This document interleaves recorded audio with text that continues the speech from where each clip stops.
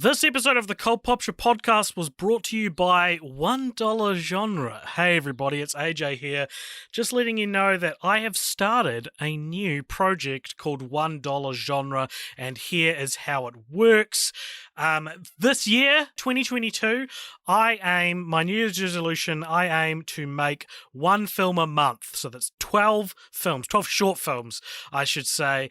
And I want you guys to be involved. And the way you can be involved is over at patreon.com/$1 genre. If you go on there for $1, donate $1, and every month you will get to suggest and vote on the genre of the next short film I'm going to make. Does that sound like a familiar business model to Cult Popture? Maybe I saw something that worked and thought maybe I could do it again. You can go over there, you can suggest anything from rom-com to Soviet propaganda. Whatever you think is a genre, suggest it, and if it gets enough votes, I will make a short film based on that suggestion. This is a super exciting project. I'm really excited about it, so I hope you guys are all really excited for it too. You can also follow $1 Genre on Twitter and Instagram and subscribe to a YouTube channel. But the main thing is the Patreon, so if you want to support AJ and a new project and you want to make me make something stupid or cool, up to you, then head on over to $1 Genre, patreon.com/$1 genre, and get involved. Some of you are already there already, and I really appreciate that. So, yeah, cool. Let's get to the episode. Happy Kia New Year! I love it. It's perfect. It's perfect. Kia New Year on film franchise Fortnights on the Cult Popture podcast. Richard, how is your end of year, start of New Year going? Well, I haven't actually started New Year yet because No. a little peek behind the curtain, as we like to often do here. It's actually not New Year yet. From where we're recording this, and from where the place we're recording this is like a freaky digital world called real life. Am I right? Yeah, absolutely. Did you have a good Christmas?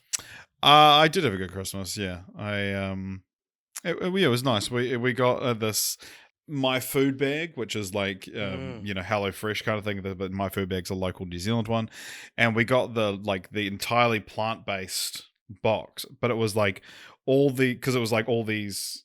I guess it did kind of have a main in it, but it was mostly sides kind of thing, but all entirely plant-based because I went up to have Christmas with Jess's family, and they already bought this giant ham, and all the other like food box things came with ham, and so we were like, we didn't need a ham, so the only one that didn't was this plant-based one, but it was actually really nice. Nice. We had this mushroom galette as a starter, and my god, it was fucking incredible. Galette. The best a man can get. Etc., etc. How was your Christmas? Good. I received a meat thermometer as a present, as well as a wine jelly. And I just made a steak. And I just found out the temperature of it. I did. For the first time, I was able to cook a steak to a certain rareness on purpose instead of just winging it. And then I used the wine jelly to make a pan sauce, which I've never done. Oh. And it was okay. Did you take any photos? I didn't. It didn't look very...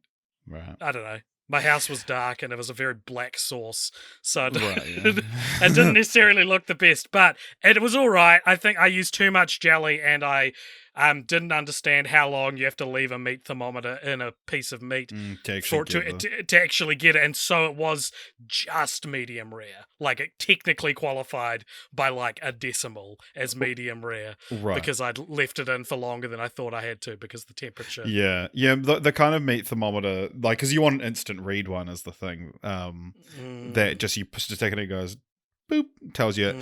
The one I think you've got is more like you leave it in a roast or something like that. No, it says don't do that. It says don't do that. So there you go. But look, I was still able to enjoy a delicious steak, which the Matrix told me was juicy and tender and not real, etc. But it's not real. None of this is fucking real. I do, just Richard. Before we get to the Matrix, which we are here to talk about today, I got an Instant Pot as my sort of my main sort of present, which I bought for myself. But it was Jess transferred me money for it, but she was too busy to buy it, so I had to go buy it. If but- I got an Instant Pot, Yeah. I would not interrupt the other person I'm talking to's excellent segue, Matrix-themed conversation. I haven't finished talking about me. So okay. even if I had not gotten an Instant Pot and my co-host had, and they were clearly building to something, I would not interrupt them. So I got an Instant Pot, and I've told a lot of people in New Zealand that I got an Instant Pot, and they've all just said, "Oh, what's that?" And it's like, well, it's like a pressure cooker and a slow cooker and a few other things. It's a all-in-one, but like multi cooker is the actual name of the appliance, and Instant Pot is the brand. But they're supposedly quite big in America, where I know there's a large portion of our listener base. So I was just putting this out here as a call out that if anyone out there has any good Instant Pot recipes, please send them through either on the Discord, or you can email us at cultpoptionmedia@gmail.com. Please send us your best Instant Pot recipes. They don't have to be necessarily something you came up with. Just if you've found something on the internet that you can vouch for, please send it through cultpoptionmedia@gmail.com. Perhaps someone could send through a recipe for something like, I don't know, a thick, juicy, delicious steak. Yeah. Speaking of. Or some kind of weird protein mush. Yeah. Yeah, the two best. AJ, what is this show? What are we doing here? Let's end the charade. None of it's real. Actually, do you know what? Oh wow, great! What? I'm gonna go grab something. I just thought I wasn't planning to do this, but I just thought of it, so I'm gonna go grab something. Okay. Now, for everyone listening, that was instantaneous, but for us here, it was actually 60 years. So, I know, AJ, we said no presents, but I was at the mall the other day, and I thought of a real funny present to get you, and then I bought it, and I thought, actually, I would rather have this than AJ. And it's a fun thing for both of us. It's for the podcast. So we've joked in the podcast a lot before, and me saying charade like that is what made me think of it. But we like to throw in some big words here at the Cult Popture podcast, and we often joke about the other person having a word of the day calendar. So I went out and I actually bought 365 new words a year, and I was going to send this down to you, but then I was like, well, A, I didn't want to pay for postage, but B, I was like, well, I'm going to have just as much enjoyment out of it if I own it than if you own it. And also this way I can ensure that I actually do use the new words and learn them, because I feel like I care more about learning new words than you do. So, Okay. I was going to take offense to that, but the fact that you've thought about it probably means it's true. Would you disagree? No, that's what I'm saying. Clearly you do think more about, you do care more about it, because you're the one that it seems to matter to. All right, so I guess the idea behind getting this is that every time we record, I will have 7 new words to try and drop into the podcast. God, stop listening now, everybody. Yeah. Hopefully I learn how to use them, or I'll be guilty of a catresis in my podcast. Is that the name of one of the crew members on the Nebuchadnezzar? I think that's it. This is Film Franchise Fortnights on the Cult Popture podcast, where once a fortnight we discuss a film, we watch and discuss a film franchise, and usually we've packed up shop this time of year, not the podcast, but Film Franchise Fortnights, we do some other lighter things, but we wanted to keep going for various reasons, one of them being that the new Matrix movie was being released, and so this is a long time coming, our Matrix episode. A lot of podcasts are doing Matrix episodes at the moment, so we're not exactly standing out, but we are the only podcast. And the thing is, a lot of those podcasts are going to be talking about the themes of the Matrix and the philosophical ideas explored in the Matrix. But here, you're going to learn words like flotilla. I'm not going to tell you what it means. Well, we're not learning it, are we? We're just No, hearing so a flotilla, this is actually the first word of the year. So carefully, what's the word? I don't know. Flotilla? Flotilla. Flotilla. A fleet of ships or boats, especially Navy organizational unit consisting of 2 or more squadrons of small warships or an indefinite large number. So I could say that there's a flotilla of Matrix podcasts out there, Right. but this one is the only one where you will learn the word flotilla. This one's the only one where you'll hear that the sequel titles for this franchise give me a boner. So let's go. Let's get it. Let's get into it. First of all, there will not be any Matrix Resurrections spoilers. Give me a Matrix Resurrection until we are talking about it. So I don't know if we necessarily need to put a time code in the show notes, but if you haven't seen it, you can freely listen until then, and you'll stop listening when we say. Yeah, exactly. So, we've each got interesting histories with this, or lack of histories. Well, it's the same history. And maybe that's actually not interesting. Yeah. So The Matrix, the series now consists of 4 films. Up until a couple of weeks ago, it was only 3. But so there's The Matrix in 1999. There's directed by the Wachowskis, and then The Matrix Reloaded and Matrix Revolutions both came out in 2003. Again, directed by both Wachowskis, but then Matrix Resurrections, which just came out this last month, was only directed by Lana Wachowski, not her sister Lily. And some of you purists, some of you Matrix purists are going to be like, fellas, what's the deal? Where's the Animatrix? And I'm here to tell you that I consider the Animatrix to be closer to a TV series than a film, because it's a series of short films. But we will probably cover the Animatrix on a future episode of our Patreon show, Film Franchise Follow-Up. So stay tuned for that. But I can tell you it will not be this month. Because there's a new Scream movie coming out. When is the new Scream movie coming out? If it's coming out end of the month, we could do from Animatrix. When we're recording this, when this is out, it's like 2 weeks away. Okay, never mind. Comes out like January 14th or something. Right on the cusp then. We could do Animatrix instead and do Scream in February. No, all right. Because I think February has something else. Oh my god, we're never going to get Animatrix. Forget I said anything, everyone. Yeah, it's like our Barbie fucking bumper episode. We're never going to get that. February has Texas Chainsaw Massacre. All right, well, that's March. I was going to say Matrix, Animatrix, but Animatrix. Even better. Yeah. Well, isn't there something like the March Hare? Is that something? What? Is it like the March Hare from Alice in Wonderland, which is heavily referenced in. I thought that was just the White Rabbit. No, the March Hare is the sidekick to the Mad Hatter. Oh, okay. Well, anyway, that was a pretty fucking good segue to loop things back into. Is that a different character from? Yeah, there's a rabbit and a hare. Confusing. Alice in Wonderland, not the Matrix. I understand the Matrix perfectly.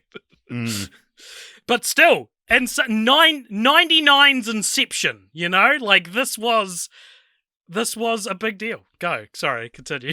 Yeah, realizing the Inception comparison wasn't the blockbuster comparison you hoped it would. Happens to me all the time. So, The Matrix, this is one of those franchises I'm going to say up top, I'm not going to get to everything. We're not going to get to everything on this podcast. I think we said this with the Lord of the Rings episode.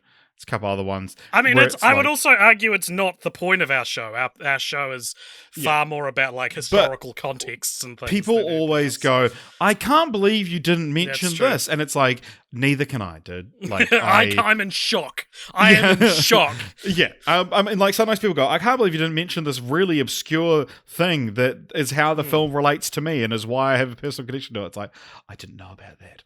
And then sometimes it's like, It's a bit of trivia everyone knows. It's sometimes they just go over our heads. Sometimes it's like, oh my god, I can't believe I didn't mention that either. Like when we did the Blade trilogy and neglected to talk about the pilot for the Blade TV show that sometimes gets sold as the 4th movie in the series. Yeah. Sometimes there's oversights. Yeah. But The Matrix, I understand this franchise is close to a lot of people's hearts. So I'm just saying up top, sorry, immediately. This is my official apology.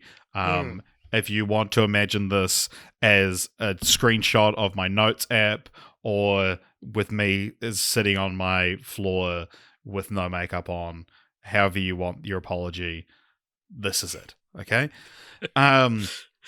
So, AJ, what is The Matrix 1999 about?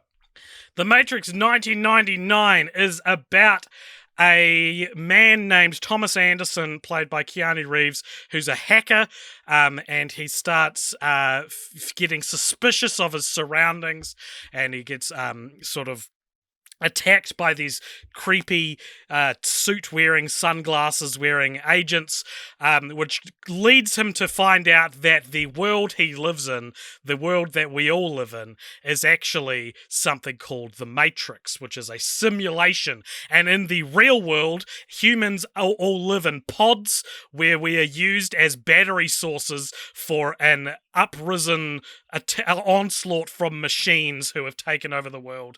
But select humans have awoken into the real world and are now waking up other humans to claim the Earth back. And they believe that Neo could be the one, aka Jesus, Neo being Thomas Anderson, I should say.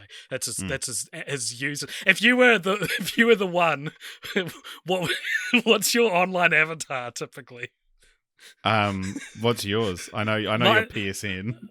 Mine, AJ is cool. Imagine if AJ is cool was the name of the chosen one. Oh yeah. And then your name. Or like they'll be like, yeah, we're looking for the AJ Coolest. And it's like, right. AJ is cool is actually an anagram of AJ Coolest. Yeah, so he's believed to be basically someone who can, despite being a human, manipulate the Matrix of his own accord and deliver humanity from freedom.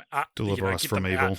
Get them out of the simulation, and that's basically it. I guess there's a lot more, even though it's like quite a sci-fi concept. There's a lot of spirituality in it. There's things like oracles, and I mean, even the idea of a messiah coming to free everyone is quite spiritual. Well, I mean, in a way, filmmaking in itself is a miracle.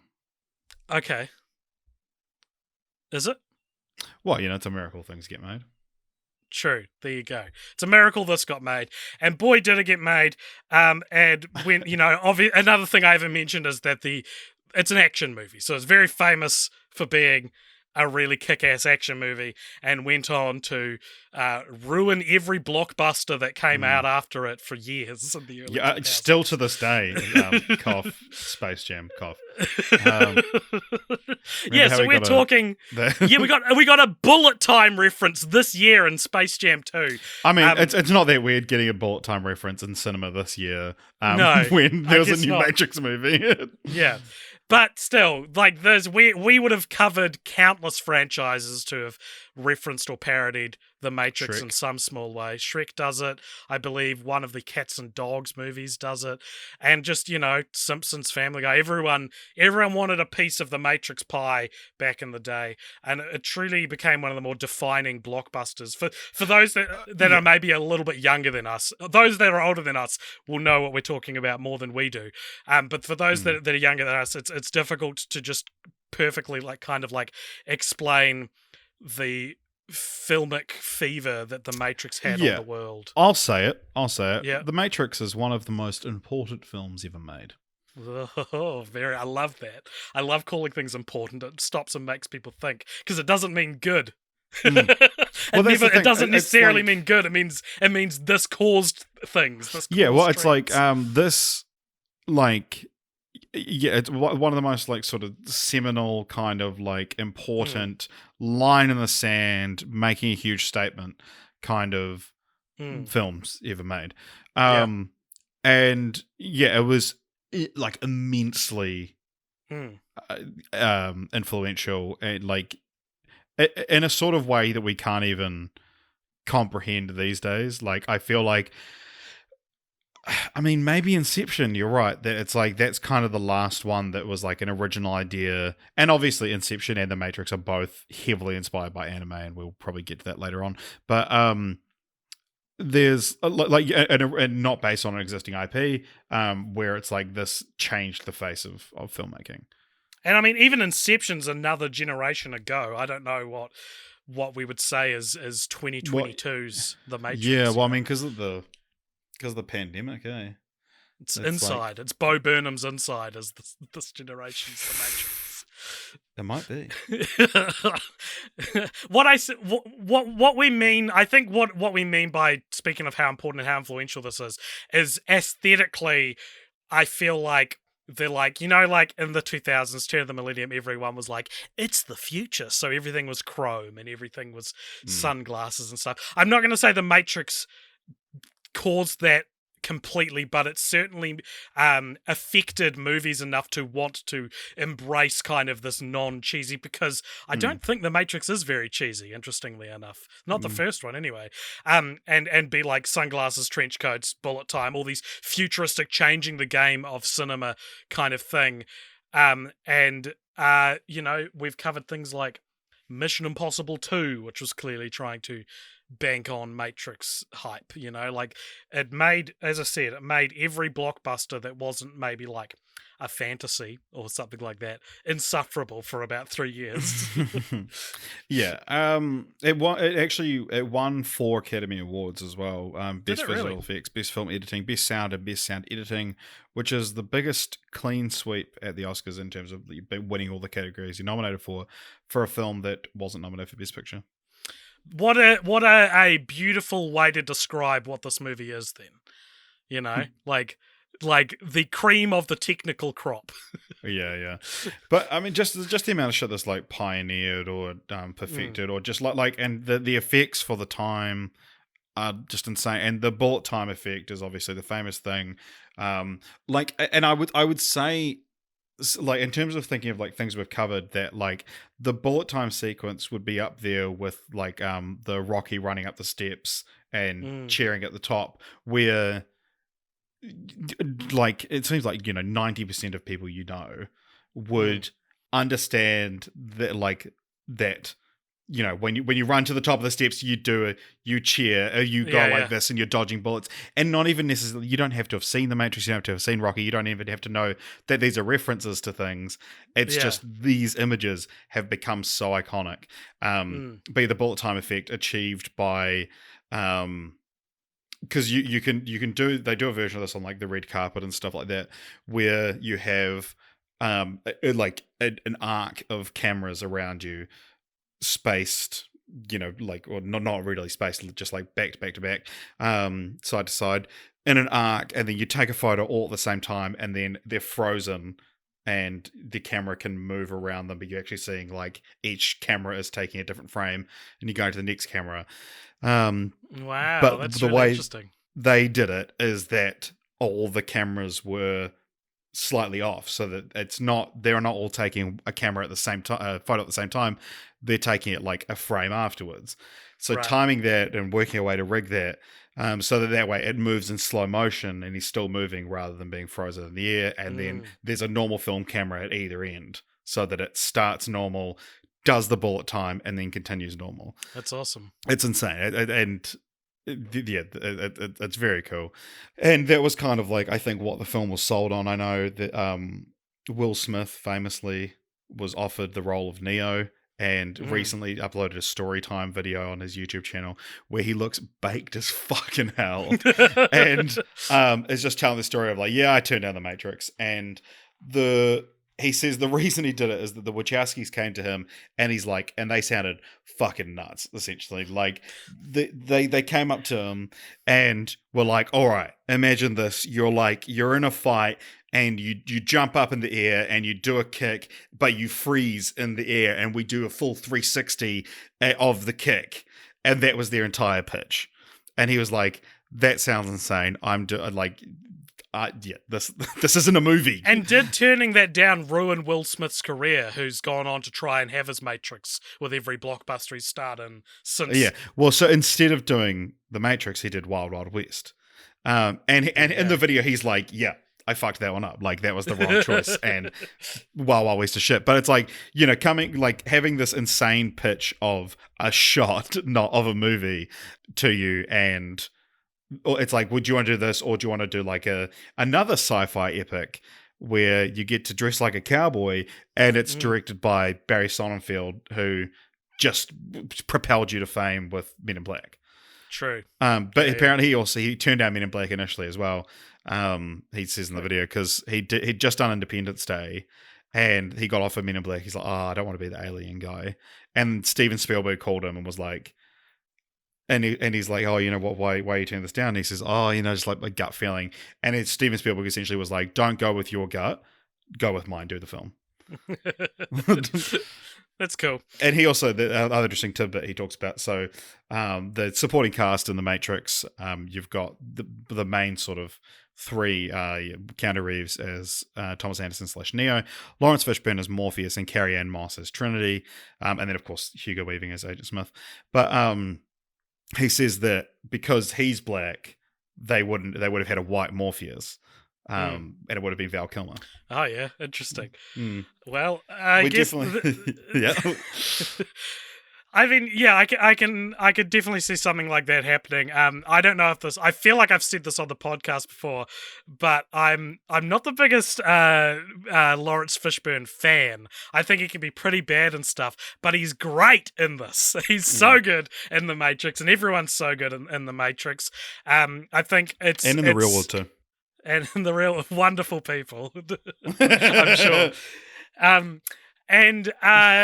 I think, yeah, I don't know, how are we structuring this conversation? Should I talk about Not at all.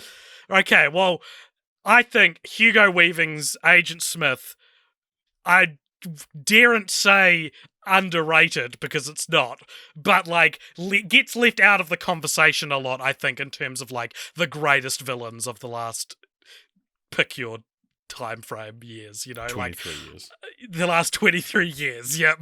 That's what I'm saying. I don't know, so to talk about that, I need to talk about this, which is that despite being a film bro, both of us probably reluctantly identify as film bros, I'd seen The Matrix probably in the turn of the millennium when I was 7 or 8 years old. I remember it being on a lot. I remember my dad really liking it. I remember my brother really liking it. And then I didn't see it again until I would have been 18, in which I, for some reason, wasn't that moved by it. But watching it now, it wasn't, I can't be like, it's the first time I saw it as an adult, because it technically wasn't. But it was the first time in a long time that I'd watched it, and maybe the third time total that I'd seen it. And so a lot of it, while not new, I'd never given the attention it deserved, and I loved it this time. I thought it was excellent. I thought it was so good. Totally understood the hype a lot more than I did when I saw it at 18, where I remember being a confused little Christian boy on the brink of not being Christian anymore and unable to understand why someone would want to be let out of their ignorant, beautiful bubble where things are comfortable and accept hard truths. Fucking hilarious.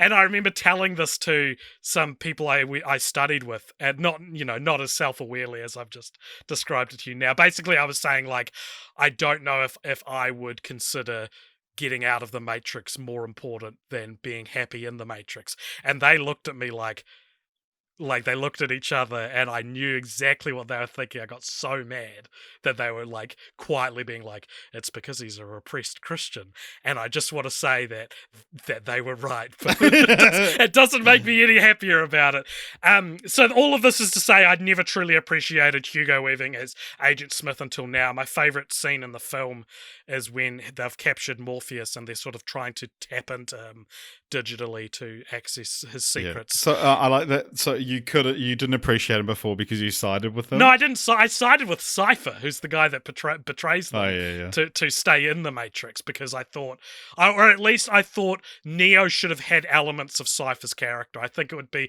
and I still do kind of think this, that there is an attractive element to having your main character be like, I don't know if I want to take the red pill. Like, it is everything I want here, you know. And I think because when I was 18, I did not consider, whether subconsciously, I didn't realize I was doing this, I did not consider the truth more important than comfort. Whereas now I'm 28 and I'm like, you know what? Even though it's painful, the truth is more important. You know, like being out in the real world is more important than being comfortable in the Matrix.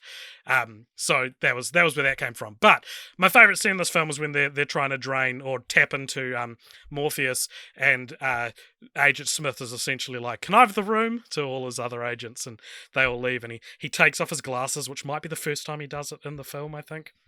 And I remember as a kid seeing that and being like, you know, I didn't know what Hugo Weaving looked like, and just being like so put off by his bulgy eyes, and he just goes like, "Human beings are a disease," and it's such a fucking meticulous, well delivered villain line, and I love it because the idea of like, we are the sickness, nature is healing, and I'm bloody down with the sickness.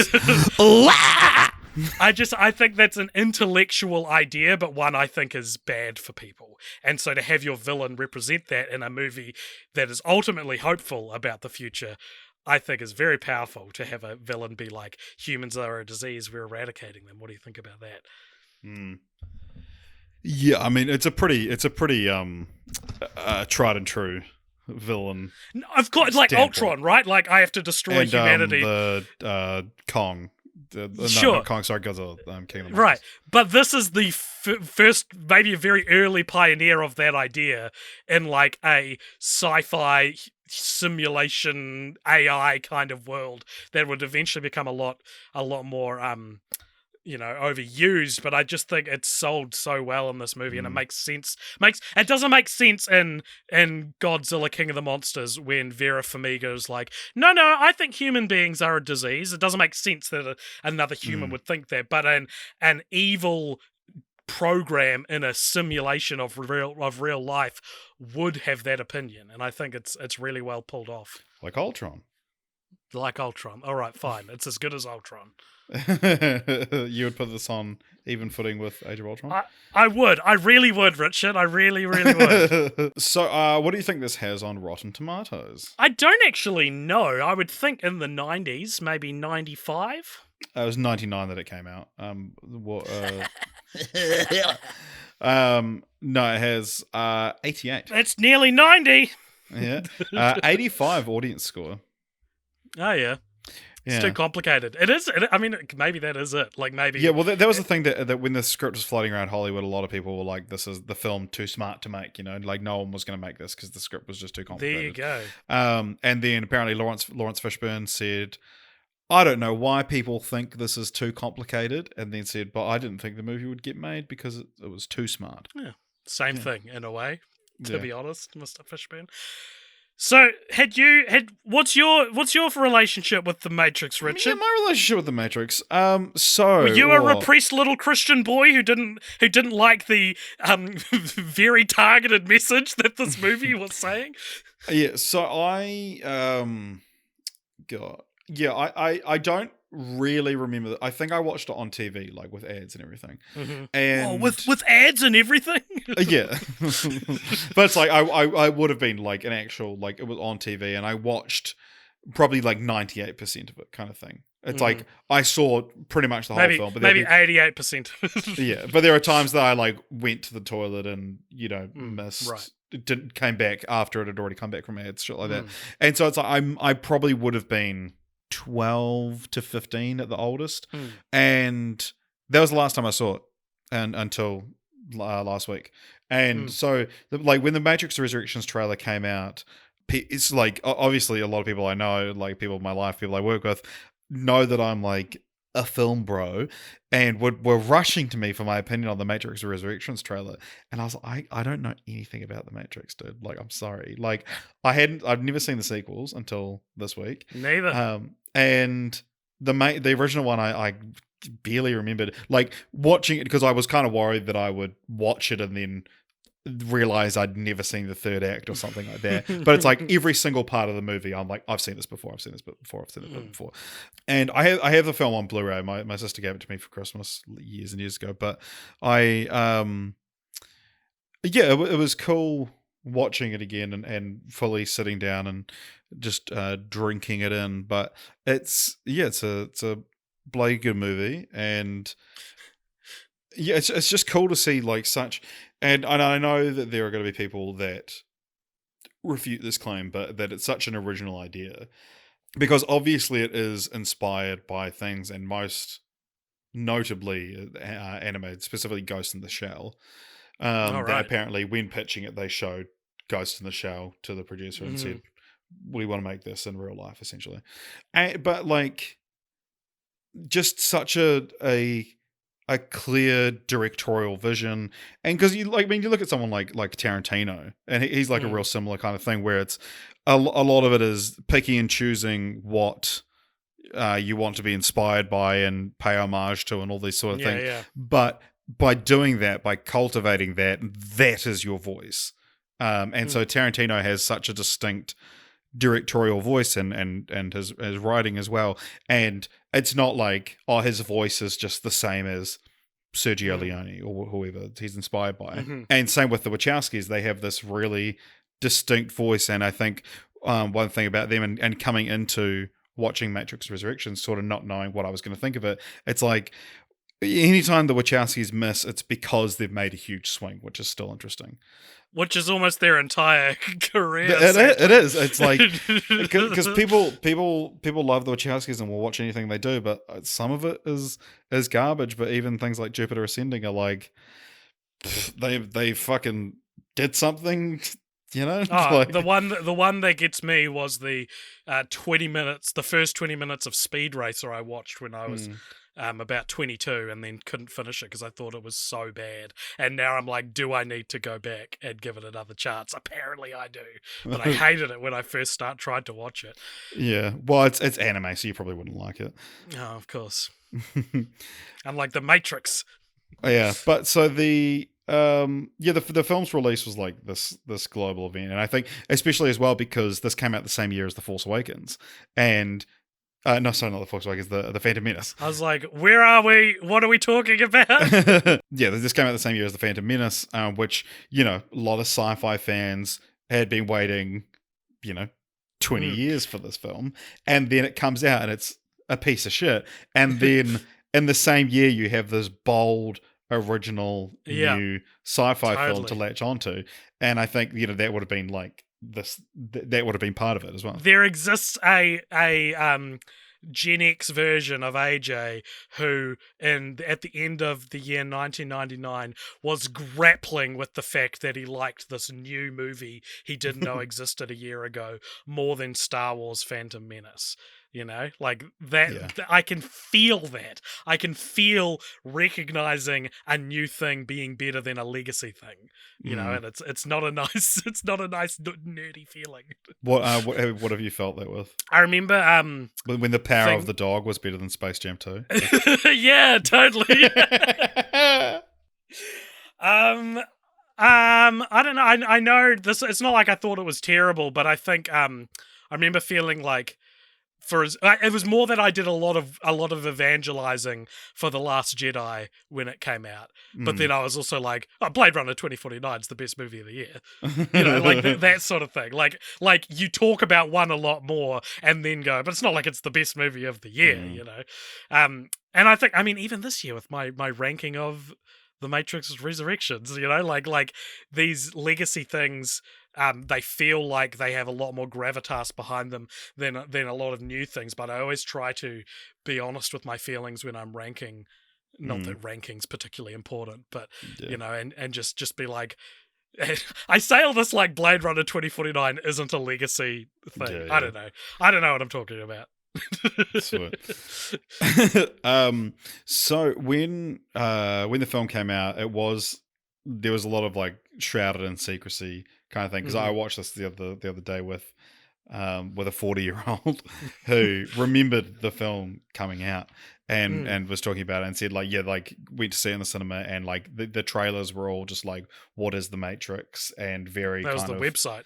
yeah, there was the what is the Matrix.com, which is now just like a Matrix Resurrections Showtimes thing, but it was up until the Matrix Resurrections started its promotional campaign. It was the same website, Right. and it was. Oh, we'll get to it, Matrix Resurrections, but when they fucking uploaded that trailer, whew, whew. But yeah, it was this whole, you know, and of course how marketing worked differently around that time. But yeah, couple more things I want to talk about with this film. Do you love it? I do love this film. Are you? Is it like a it's not for me, but I appreciate the hype thing, or is it like, oh my god, I get it now? It's somewhere in between, I would say. Because I had an oh my god, I get it watching Right. it. It was, and which is funny because that's kind of what the Matrix is about. Mm. Like it was, and again maybe it's the whole, you know, my religious journey and all that sort of thing. But watching it, it was just, it's so good. The action's so good. The story's so good, and it's easy to follow. I think, which is an underpraised aspect of this film, is like, despite it being so like famously this complicated, complex movie, it holds your hand in a way that doesn't feel patronizing, but leaves you able to understand it all. And it gave us Keanu Reeves, sort of. For a long time, I thought this was Keanu Reeves' breakout role, but I think other franchises that maybe we'll mention later on. Obviously, Bill and Ted's 10 Or we'll years mention them right this. now. And even as an action star, he was in like Speed before this, wasn't he? That's, I guess, yeah, and like Point Break and stuff. So I guess that's Devil's not Advocate. true. But I didn't know he existed until this movie. He's in Bram Stoker's Dracula 7 years before this. AJ. Yeah, and he sucks in that. Yeah, I think like I was actually talking about this the other day that you know, like you watch a film and it could be like a 5-star film, you'd be like, fucking best film of the year, loved it, you know. But there's very rarely I find you get a film that actually just like hits you specifically. This is like what you had with Knives Out, I think, where it's like you're watching like, this is going on my favorite films of all time list. Yeah. And I said, yeah, I was worried I hadn't felt this in a long time at one point, and then I watched Whiplash, and that I felt it, and then it didn't happen again until I watched Scream for the first time, Right. And that was the same feeling of like, holy fuck, this movie is made for me. This is where have incredible. you been all my life? Yeah, exactly. And The Matrix doesn't give me that feeling, but it is. It's definitely like I get it, like, you know, it is incredible, and I think as well that if you'd watched this in 1999 or close to it, that being there for the wave of excitement and not, you know, before any parodies of it exist, it would definitely strike you a lot. Well, and that's what I was saying about, I don't even think this is cheesy now, because like despite it being like pulled through the ringer for for parodies, like maybe one of the most up there with, I think, The Godfather from our oeuvre of films that we've covered as like the most parodied things in pop culture. Like even that, I'm still able to take this movie 100% seriously, which I don't know if I would say about the sequels, but with this, it's like I can meet it on its own terms, and I love that it's not afraid to be awesome. You know, like it feels like such a smart movie, but then dun will start playing, and just like, fuck yeah, like it's not afraid to know that it's awesome, which I think means it's both a smart movie and a fun movie, which is a rare combination, perhaps. So yeah, we're gonna step into woke corner now. Never been in here before. So since the release of this film, both of the Wachowskis came out as transgender, and then Lily in 2019, or in 2020, actually said that this movie is an allegory for transgender identity and the compromises they had to make at the time. Right. A few people were really taken back like this. Some people, thought, duh. And then some people thought, oh, yeah. What do you sort of make of that? Well, first of all, I'm a supporter of trans rights, so if I say anything that sounds miscalculated, I apologize. But I put that preface there because I would say it's probably more a allegory for something that can be applied to the trans experience, especially as opposed to like something that is one for one a trans allegory. Like it's a movie about breaking out of your society designated body and being who you want to be, and not even who you want to be, who you were meant to be. Like, and so that obviously applies. Like, not even who you're meant to, like who you truly are. Yeah, exactly. Yeah, so which is what a line in the movie, I'm pretty sure. Yeah. Because I think the idea is that I don't know necessarily that the Wachowskis, when they were making this, were like, it's about trans people. Shh, don't pass it on. But it's like these are ideas that, because of their gender identities, the ideas of freeing your true self were probably just things that they responded to more.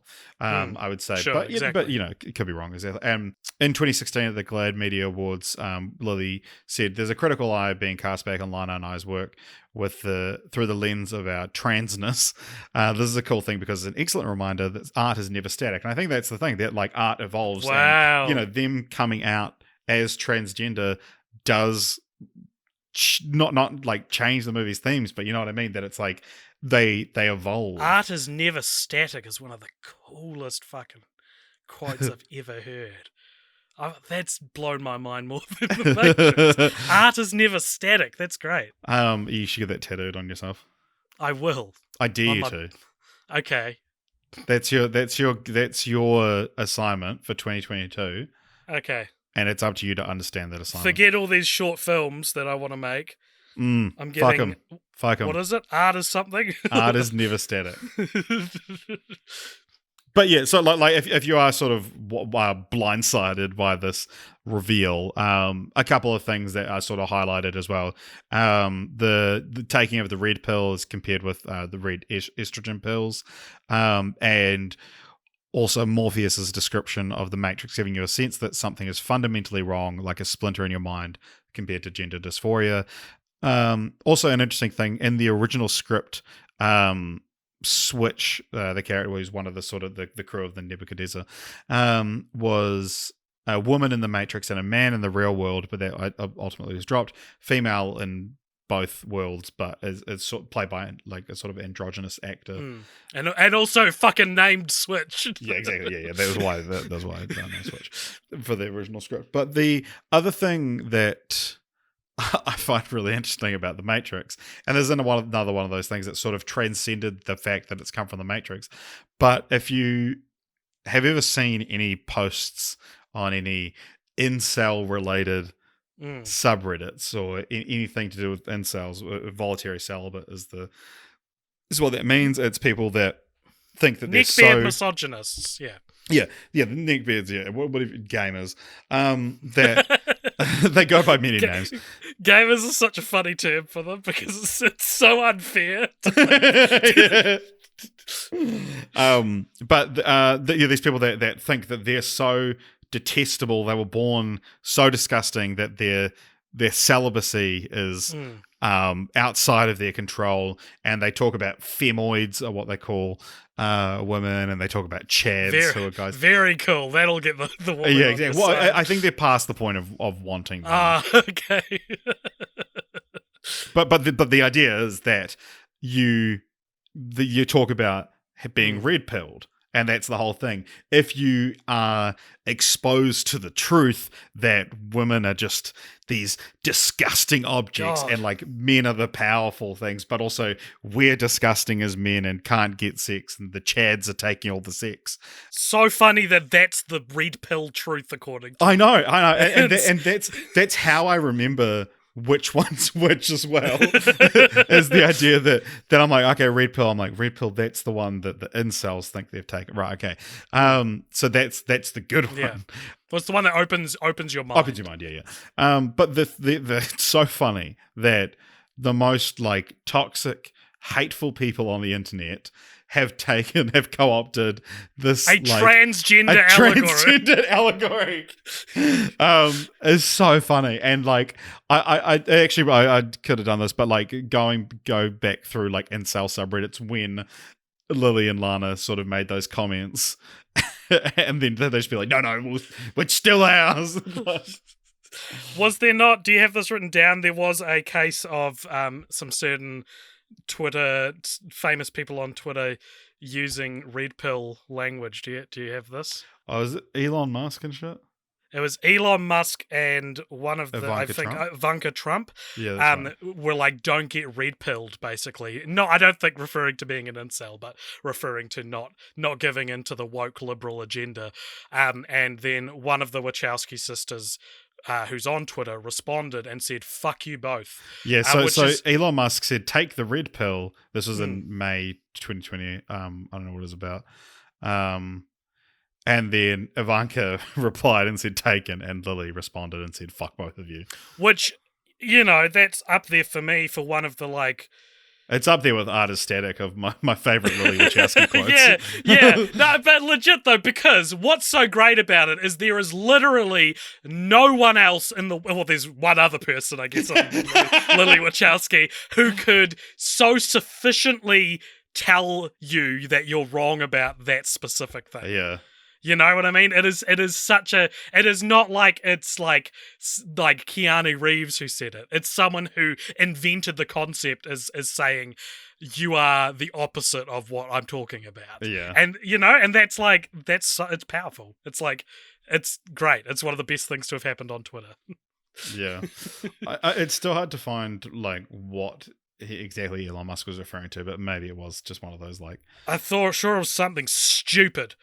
One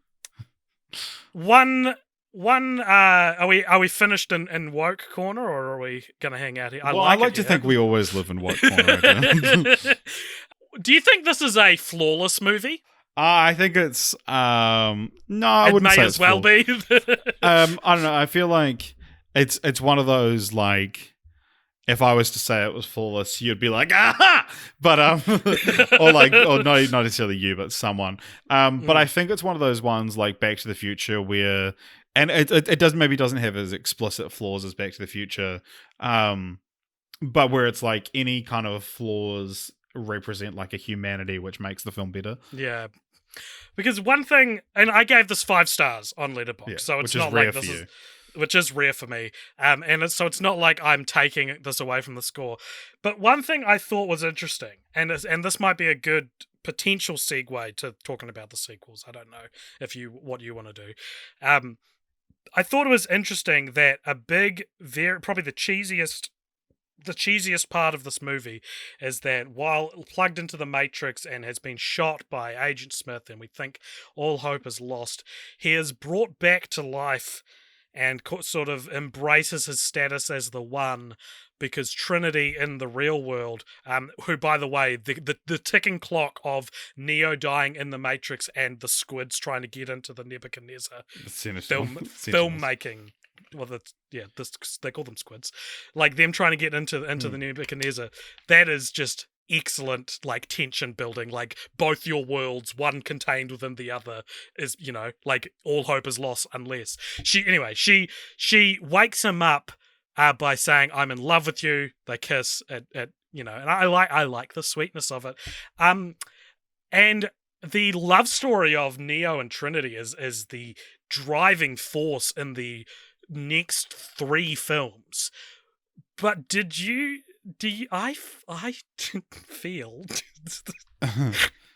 I don't know if I'd seen this movie not knowing what happens. Yeah. I don't know if I would have picked up that they were into each other until that moment in The Matrix. There's no scene. I feel you. Yeah, there's no scene where they, there's a. Sorry, my light just flicked on and off. There's no scene where they longingly look at each other, and there's maybe some romantic tension we can pick up on.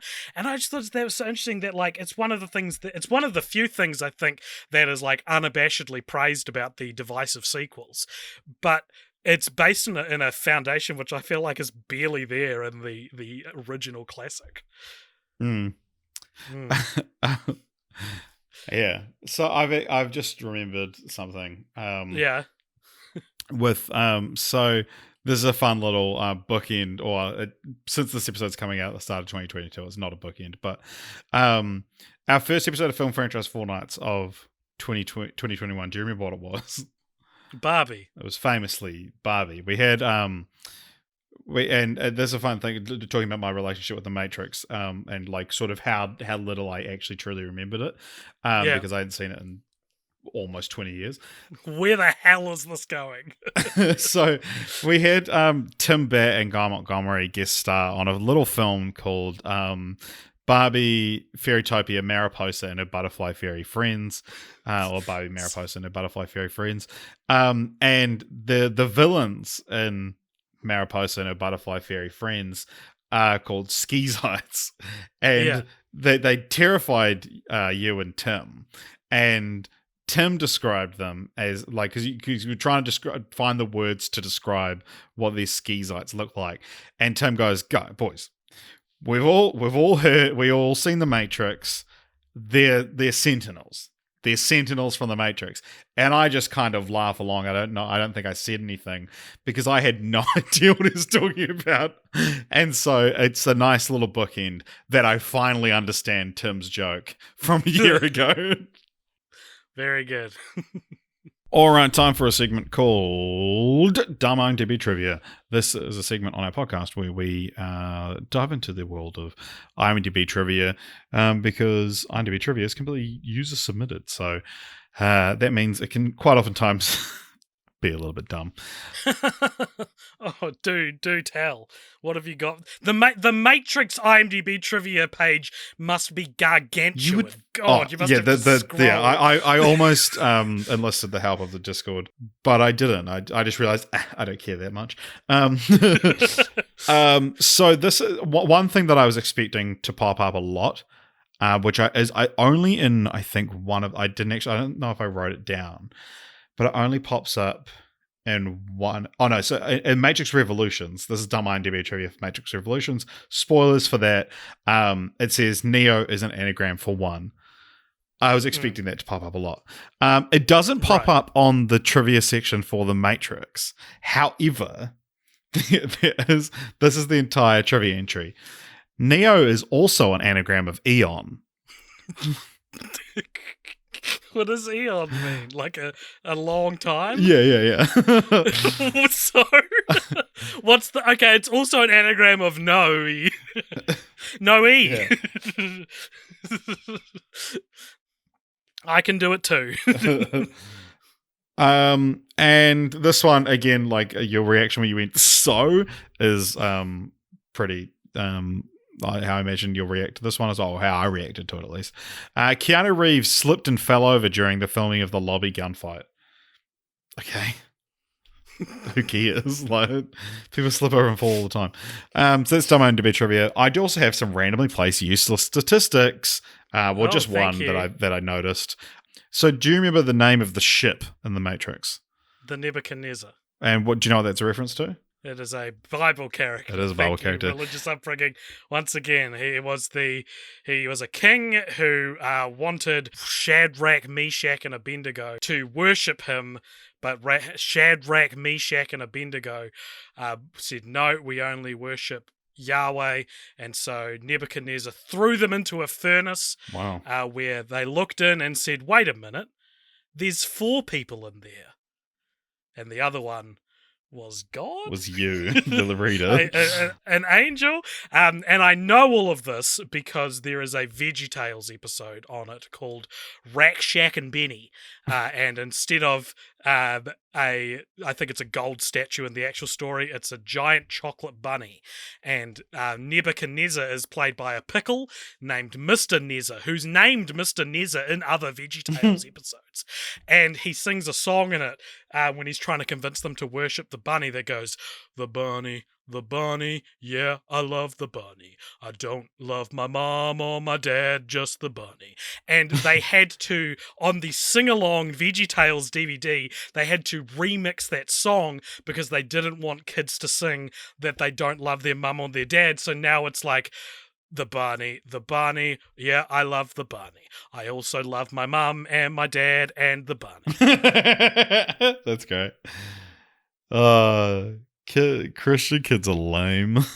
Christianity, my Christian upbringing is taking I suppose it's expected that it would play a taking a beating. No, it's playing a vital role in my exploration of the Matrix series with you all. But this is, as by my count, this year is our second Nebuchadnezzar franchise.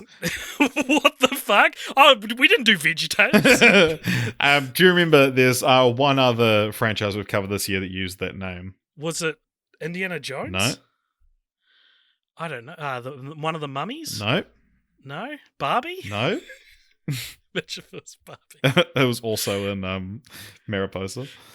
Yeah. No, I don't know. Tell me. The key of Nebuchadnezzar is a vital plot point / MacGuffin in Evangelion 3.0 plus 1.0. Well, I mean, Evangelion and the Matrix cut from the same fucking cloth, hand in hand. Yeah. So I did actually have a look to see if the Wachowskis have ever cited Evangelion as an influence, but it's like they must have seen and probably love Evangelion. But yeah, surely they there's a lot of other shit that they more explicitly, like Ghost in the Shell and Akira. Oh yeah, there you go. So The Matrix Reloaded, again directed by both Wachowskis. What do you think this has on Rotten Tomatoes? I don't know. I genuinely I have no idea what's going on because we're about to enter a very fascinating conversation. I would guess, let's go, 55. 73. 73? And 72% with audience. Interesting. Yeah. Do you want to sort of why are we entering an interesting corner of the podcast? We're entering an interesting corner of the podcast, Richard, because when they came out in what I think is a strange decision for blockbusters, when they came out in the same year, 6 months apart, the Matrix sequels were very swiftly shat upon by people. Said, I remember seeing Quentin Tarantino say that The Matrix would be his favorite movie of all time if it wasn't for the sequels. Like, for him, they dragged, like, this is the kind of caliber of inferiority we're talking about with these sequels. And it just, for a long time, and let's say between 2003 and maybe 2016, arbitrarily, sometime around there. When the second Wachowski transitioned. Oh, there you go. If you were to say to someone, name a classically bad sequel, I feel like The Matrix Reloaded would be top 3 answers. Yeah, with The Godfather Matrix 3. Sequels. Yeah, right? Like, I think so. Interesting you agree with me now when we argued about this a few weeks ago. Oh my god! I've been Matrix. And and so that for a long time, and I'd never seen them, mainly because of this reason, is that I heard that they weren't very good. Even when I rewatched the first one for the first time as an adult when I was 18, I didn't bother with the sequels, And it was just kind of this idea that they're not as good. But recently, and I don't know if it was because of the second Wachowski transitioning or anything like that, but recently they have undergone quite a substantial kind of cultural reevaluation, where I've seen it's phrased more as like, if you say the Matrix sequels are bad, give them another chance, or you don't get them, or something like that. Like, people are a lot more receptive to. You don't hear anyone saying that they're better than the first one, but you do hear people say that calling them bad is like a dated take. And I would say that is true. You actually can't say that word anymore. What? bad. It's dated, bad. Can move. Just keep going. Okay, I would say that is true of like almost all of the Wachowski's films as well. You like, I mean, we sort of already talked about it, but like, Well, I actually do think that, like, I said, 2016 is when Lily transitioned, but I think that, mhm, or it, publicly announced it, kind of thing. That I actually think that it is a little bit. That was sort of when I think the conversation around the Wachowski. There's a lot of conversation happening around the Wachowskis, and I think a lot of their what we consider misses sort of started to like make sense. People were revisiting things, mm, and whether that's revisiting something like the first Matrix through the lens of the trans allegory, but I think there was a lot of revisiting going on, and those conversations were being opened up again, and people were looking at them slightly differently, and all this because Cloud Atlas, Speed Racer, like all of these films that were considered big swings and misses are now kind of being looked at again. And I also think that the fact they had such a critical success with Sense8 as well is one of those things. right, It's like a reverse Michael Cimino, where Michael right. Cimino, who made Heaven's Gate, and it was so bad that the people were like, is Deer Hunter even that good? It's like they made Sense8, It's one which of my was so good. favorite things People to were have like, happened in filmmaking. It's yeah. so interesting. But now Heaven's Gate is one of those like, give it another go, So anyway, all of this to say that would already make doing this franchise an interesting franchise to talk about. But the fact that you and I never saw these movies means there is like a third layer of reevaluation on here now that we are now going into It's not even talking reevaluation, about it's just evaluation. yeah, talking about two movies which we both know and remember being hated and then reconsidered. And like, how do I feel about a movie that has that reputation when I finally see it? I don't know. Is that interesting? Is that a good perspective? Yeah. So what'd you think? Oh, I hated them. Yeah. So, well, what is The Matrix Reloaded about? So, I would say this is the first of two Keanu Reeves franchises where the first one's real fucking good and then the sequels have a lot going for them, and if you like world building, hell, you're gonna love them. You're gonna fucking love them, because that and John Wick is the other one I was talking about, which almost had their fourth films come out on the same day, but then due to the pandemic, both got delayed. Wow. So this is essentially, in the first one, they offhandedly mention a little place called Zion, which they say is the last human outcrop in the real world, the last sanctuary for humans in the real world. And then these sequels are just all about Zion. They're about protecting Zion. You get a plethora of new recurring characters. And what's it about? Okay, let me think. What's the best? It's like it's hard to describe.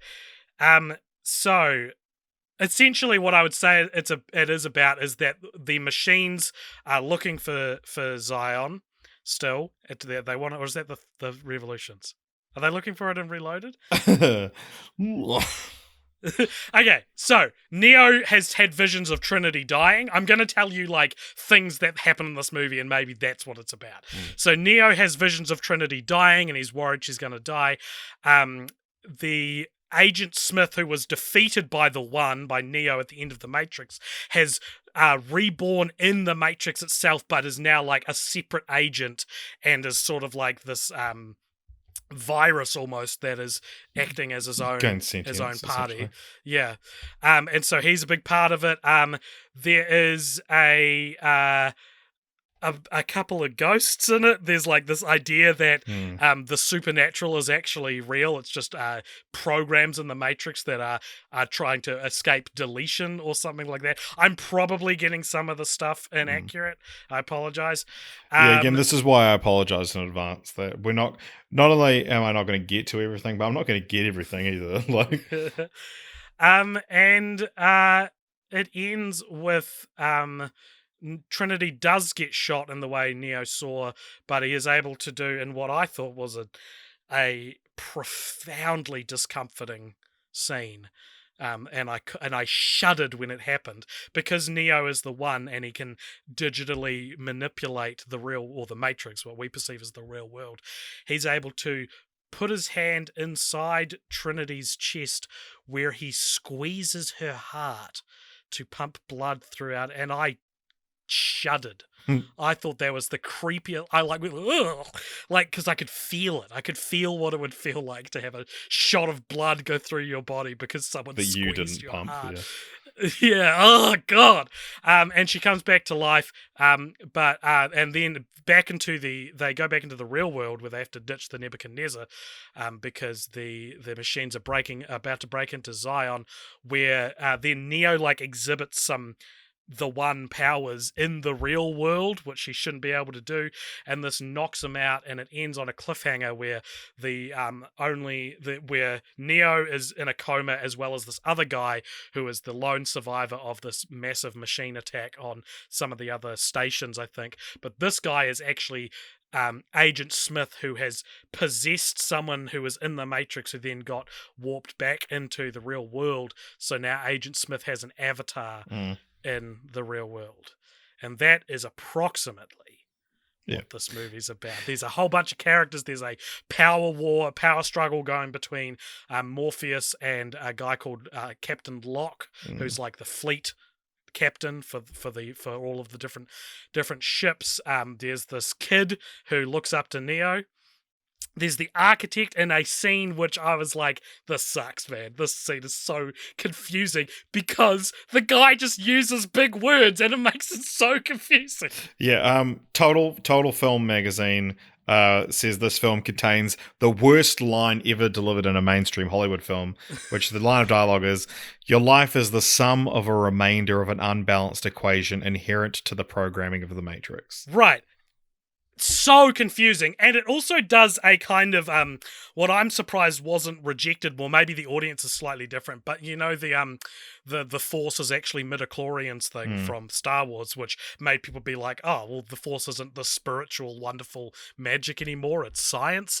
I thought that the sequels both really take away a lot of the spirituality from the ideas of the Matrix and explain them as like, no, Neo is not a divinely appointed demigod. He is a inevitable anomaly of what happens when you create a system that will, have all these different avatars in it. He is the inevitable anomaly. And a lot of stuff like that is explained in a way that I could see people being upset with. There's a crazy scene in this where about 1,000 Agent Smiths, 1,000 Hugo Weavings dogpile on Neo, and he fights them all off. I would say the action is still really, really fucking cool. There's a highway Creative chase as well. Yeah. There's a highway chase near the climax, which is really awesome, and I really liked that. It's a very horny movie. It's maybe the horniest Matrix movie. Definitely the horniest Matrix movie. Not only is there there's a scene towards the beginning where you basically see all the humans in Zion have a million people sized orgy, like a rave, which I kind of liked because it was like, yeah, probably, right? If you wake up from a simulation and this is your reality, probably. But then it's intercut with Neo and Trinity having, like, God, it must have felt like a 10-minute sex scene. Imagine being 10 years old, 1999, you see The Matrix, it opens your mind. You didn't know film could be this good. You didn't know you could feel this. Yeah. You know what I mean? And then you're so excited for the sequels to come around. They come out, your parents take you, and then there is maybe one of the most indulgent, sweaty, steamy sex scenes that you've ever seen, that's ever been committed to film. It would be horrendous.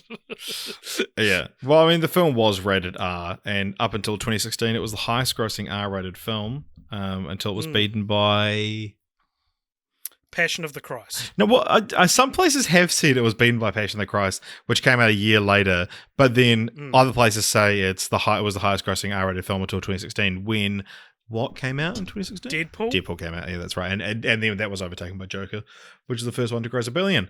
But the hype around this film, it was insane. Insane.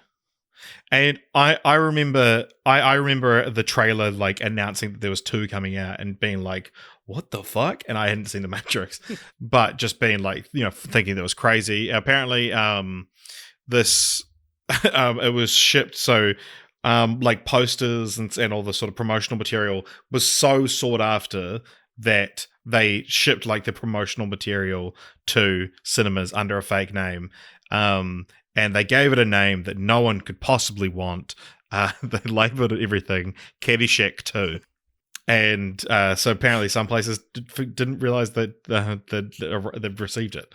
And so it wasn't put out till late. But also, this was a really interesting thing I found, that this was the first live-action film to be released in both regular and IMAX theaters at the same time. Oh, wow. So I don't know what the norm was before that. Did IMAX come out earlier, or did the film have to be out for a week for it to go into IMAX? Or interesting. Yeah. Because it's like, of course, like now it's like, I wouldn't have ever thought you would have. And then Matrix Revolutions was the second. Is there? Do you have much on the?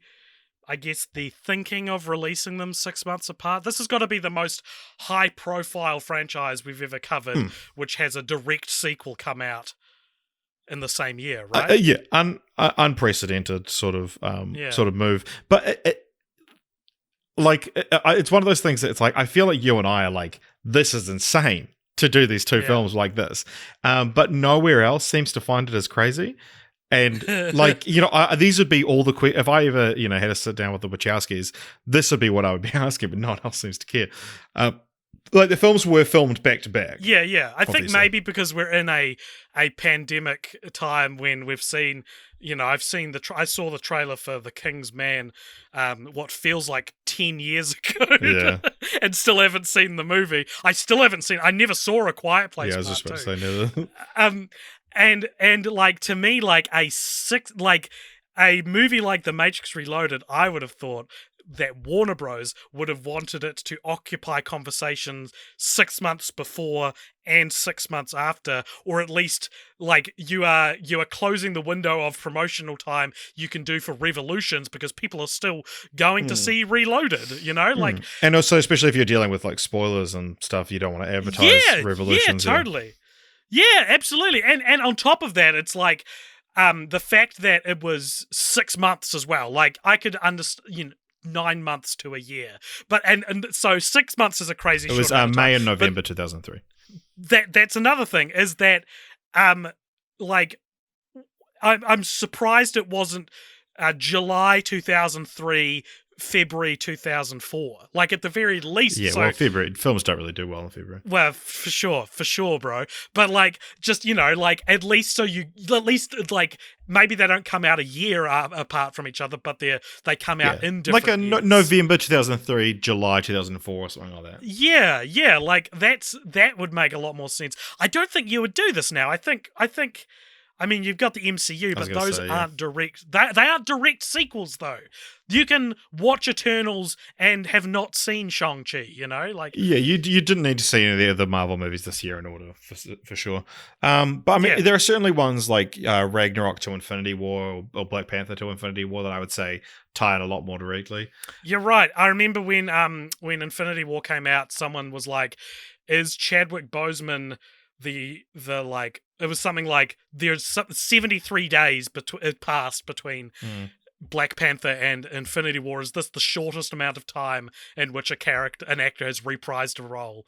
Basically, like the opposite of Luke Skywalker being played 40 years apart. Like, and then bloody Fear Street took that, or just like every TV actor appearing after 7 days. But I'm just saying that it's like. It's not, there are ways in which you could tell me both movies in a franchise came out in the same year that wouldn't surprise me as much, but not when it is the defining blockbuster of that era and its sequel. That is crazy.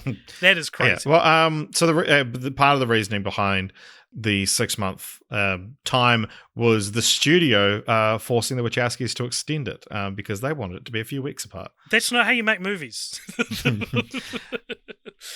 But yeah, so this was shot back to back. Obviously, that's how you get movies out that quickly. But it was actually shot back to back with one other thing, which we'll revisit later on.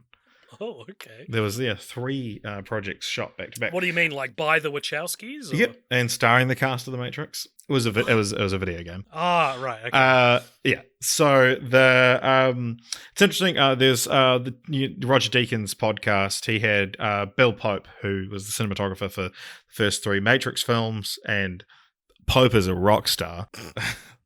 TikTok Cool. meme that'll be dated by the time this comes out. So he described like working on the sequels as being a pretty fucking miserable experience, saying everything that was good about the first experience was not good about the last 2. We weren't free anymore. People were looking at you. There was a lot of pressure. In my heart, I didn't like them. I felt we should be going in another direction. There was a lot of friction and a lot of personal problems, and it showed up on screen, to be honest with you. It was not my most elevated moment, nor was it anyone else's. And then this is a really interesting tidbit. The Wachowskis had read this damn book by Stanley Kubrick that said actors don't do natural performances until you wear them out. So let's go to take 90. I want to dig Stanley Kubrick up and kill him. Wow.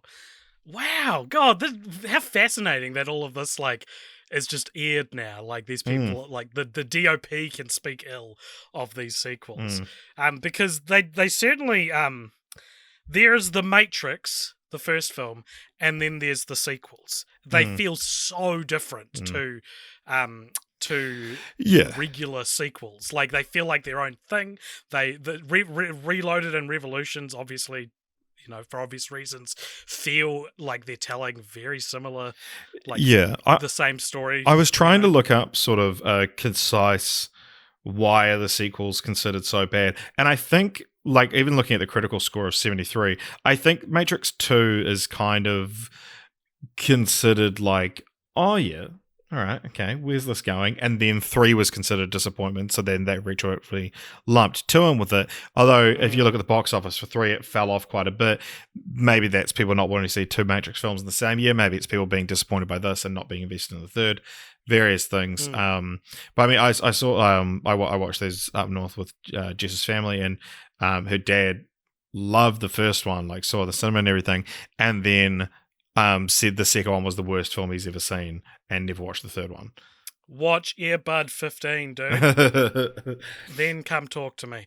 No, it's like, and in terms of, we're talking about like this perspective that you and I have to offer them of being, of knowing that like they were once hated and now kind of praised by like a niche group of film bros.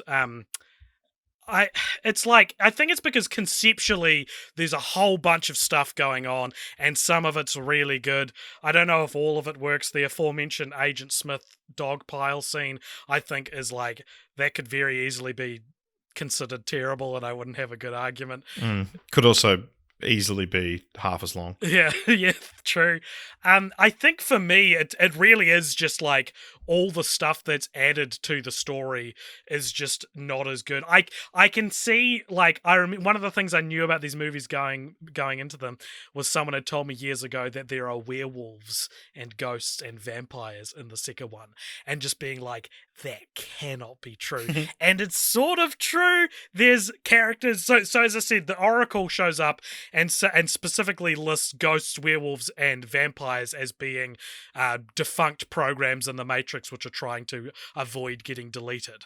And that's why they're spiritual anomalies, and how we perceive them is because it's essentially a glitch in the Matrix, but not in the same way that Deja Vu, which also, seeing a cat do the exact same thing twice in a row is not really what I would consider deja vu. It's a glitch in the Matrix, but I wouldn't call it deja vu.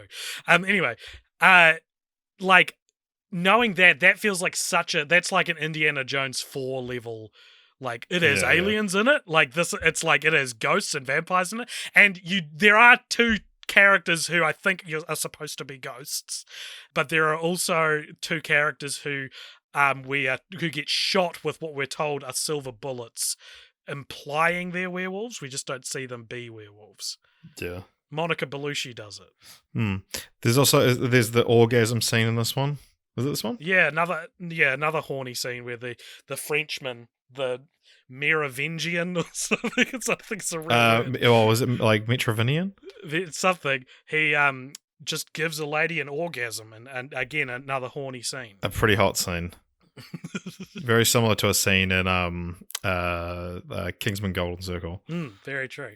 Mirror of an Hey, I've got a real fun thing about this movie, though, that's going to be fun for you and very few other people. Okay.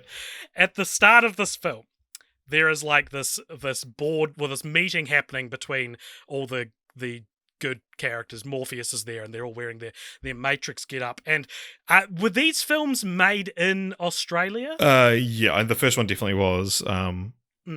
Yeah. So the first film has a lot of Kiwi actors in it. They all have a lot of Kiwi actors in them. One of the guys in the opening scene in the boardroom is none other than New Zealand Idol's own Frankie Stevens, who's wearing a trench coat and sunglasses. I think he has a line. And for those who don't know who this is the guy. I don't even know what international equivalent. Like, this is the guy that does host Christmas in the Park every November. Yeah. I don't know how to express to non-Kiwis how fucking hilarious it is that Frankie Stevens has a line in The Matrix Reloaded. It is the biggest fucking meme. Like, think of like your most obscure local celebrity. It's like that. Like he was a judge on New Zealand Idol. Well, he for a while was our version of like Ant and Dec or Ryan Seacrest, but like the like 2 steps down from that. Di Henwood? No, not Di Henwood. Dominic Bowden. No, Bowden? he's a lot closer. So it's like you have. Obviously, the New Zealand version of Ant and Dec or Ryan Seacrest is going to be like a discount version. And it's like Frankie Stevens is our discount version of our discount version of that. It's just like I was watching this with sometimes host of the show, Emily, and she just burst out laughing. I was like, what? And she was like, was that Frankie Stevens? And I looked it up. His character's name is like Tyrant. Yeah. And he's only in this and Into the Matrix, the video game. Oh, yeah. Which I don't know what his role. Maybe he's got a massive role in Into the Matrix. I don't know. Yeah, maybe. But I just need people to know, if you don't understand and you don't know who he is, just know it's incredibly tickling to see Frankie Stevens be in like one of the biggest movies of all time. It's so funny. Oh, yeah. It's so funny.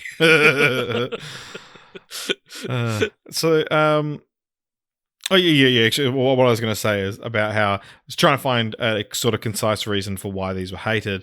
Sure. And one that I sort of saw, which can lead into our discussion on Revolutions, is that this feels like a first act. The sort of the choice Neo is given at the end by the architect to either, essentially it's the red pill or the blue pill again.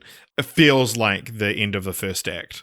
That's also another reason I think it's bad. I think the architect sucks and is a bad character and probably the worst scene in the franchise. And also, worth mentioning, we talked about Val Kilmer and Will Smith. There's quite a famous bit of trivia that Sean Connery turned down the role of Morpheus. It's actually not true. He turned down the role of the architect in the second one, but it's quite often reported as Morpheus. But he. He turned down because he didn't understand the script. He turned down Fellowship of the Ring because he didn't understand the script, and so he took the role of on League of Extraordinary Gentlemen because after these were such big hits, he was like, well, I'll just take the next fucking one that I don't understand because clearly I don't get it. And then, it's so bad that he retired afterwards. And then died. Yeah, well, he actually did. 20 years later, but... Yeah, he did do a couple of films in between the League of Extraordinary Gentlemen and his death. Do you know what those are? They're like shitty animated... Yeah, these local Scottish animated films called Sir Billy. There's 2 of them, I think, so we could cover them. But my God, he sounds like shit in them. I've watched the trailer and like his voice, it's like we got Sir Sean Connery and it's like... It's good enough, But it's like, he sounds like... he sounds sick. Oh, and because I think, how often did you hear Sean Connery's voice after he retired from acting? And it's like, he probably just got really sick and old because he was. A couple of pieces of dumb IMDb trivia. First one, there are 1,943 names in the credits. Wow. Yeah, I mean, I don't have other credits to compare that to. yeah, exactly. This one, singer Aaliyah was cast to play Z, but due to her death, the role was given to somebody else. It's not the first time Aaliyah's death has been brought up on this podcast. Someone couldn't be bothered to check who the role was given to. It was Nona Gay, who was the daughter of Marvin Gaye. In Neo's, this one's funny. In Neo's conversation with the architect, it is revealed that Neo is in the 6th iteration of the Matrix, and he is the 6th version of the anomaly. Another way of referring to him, therefore, would be to say he is number 6. The 6th. The Wachowskis are known to be fans of the TV series The Prisoner in 1967. A blink and you'll miss it clip of the show appears in the first film. The main character of the show, who was also big on individuality and fighting the system, was known as number 6. Fans of the TV show will spot an even deeper connection between the two numbers, but that would be spoiling the ending of a different title. Fucking hell. Very fun. And then this one, last one, the 2003 Super Bowl trailer, which is the only one which incorporates both back-to-back sequels, Reloaded and Revolutions, is said by some fans to feature all the men and women that are plugged into the Matrix waking up from the Matrix and emerging from their pods. However, neither copies of the trailer downloaded in 2003 nor versions of the trailer in modern home video releases show this. Subsequent trailers are all for either one movie or the other and do not show people waking up from the Matrix either. It says either twice. This wouldn't have made any sense to show this, given that the events supposedly depicted do not happen in either movie. So it's interesting that they're just describing a Mandela effect thing. But yeah, that's what it sounds like. It sounds like someone very frustrated that they can't find what IGN forum. No, it's like someone's said. Friend. Yeah. Who keeps on going on about this trailer has done the facts and been like, actually, yeah. There is a trailer though that was both films because I remember it, and it had everyone waking up from the Matrix. No, oh my god! But I did find the trailer. There is one that just says like the Matrix, and then it's just like it says Reloaded, and then there's a picture of Neo, and then it says Revolutions. It's the teaser trailer, announcement trailer essentially. Do you know what's interesting is at the end of after the credits stop, Matrix Reloaded, it says The Matrix Reloaded coming soon. It doesn't say The Matrix Revolutions coming soon. At the end of Reloaded. Yeah, it says itself is coming soon or something like that. I don't know. Maybe I misinterpreted what it meant. I thought it said like to be concluded in the Matrix. It's poorly worded and makes it look like it's referring to itself. No, to be concluded is before the credits. If you go on Amazon Prime for Matrix Reloaded, and go to the last few frames of the runtime, it says like The Matrix Reloaded coming soon or so, like whatever it says, it should say The Matrix Revolutions, I guess. Let me pull up Amazon Prime. This better be worth it, Alex. Matrix Reloaded. All right, play movie. Okay. Let me just okay, that's a Neo there in front of a bunch of screens of himself. That's a loading screen. Oh, okay. What's this? What's this trailer? Amazon original. Some skinny dude looking for the executive producer of The Undoing. What's that chick from? Oh, that's what's her name? Anyway, okay, skipping to the last few seconds. It's like end of the credits. Yeah. There. So it's currently playing some POD, I believe. Or one of these sort of good soundtracks to these films. I mean, like my kind of music and like just shitty sort of turn of the millennium rock. Rage Against the Machine kind of thing. Which is it should end with a Rage Against the Machine. Absolutely, song, I guess. I believe like okay, here we go. TheMatrix.com. Yeah, it says The Matrix Reloaded coming soon. What does that mean? Yeah. Weird, anyway. Yeah, because it ends with just like The Matrix Reloaded, and you're like, oh, okay, sweet. Like it flashes on in like a sideways version of the Digital Rain, which the most famous iconography from any film, essentially. But it's like a sideways version of that says the Matrix Reloaded, and you're like, okay, it's just in title, and then it says coming soon. Okay. So before we move on to Revolutions, we both rated The Matrix 5 stars on Letterboxd. What did you rate this one? Did you like it? We haven't really said that. I did like it, yeah. Yeah? Yeah, I don't know, AJ. I think I rated this 3 or 3.5 stars because it's got too much in it that is competently and interestingly done for me to be like, this is bad. So I guess I liked it, but I'm conflicted on it, and that same sentiment will be echoed throughout the rest of the movies, I guess. Yeah, and some of the rest of those movies, one of the rest of those movies is The Matrix Revolutions, which came out, as we said, 6 months after the last one.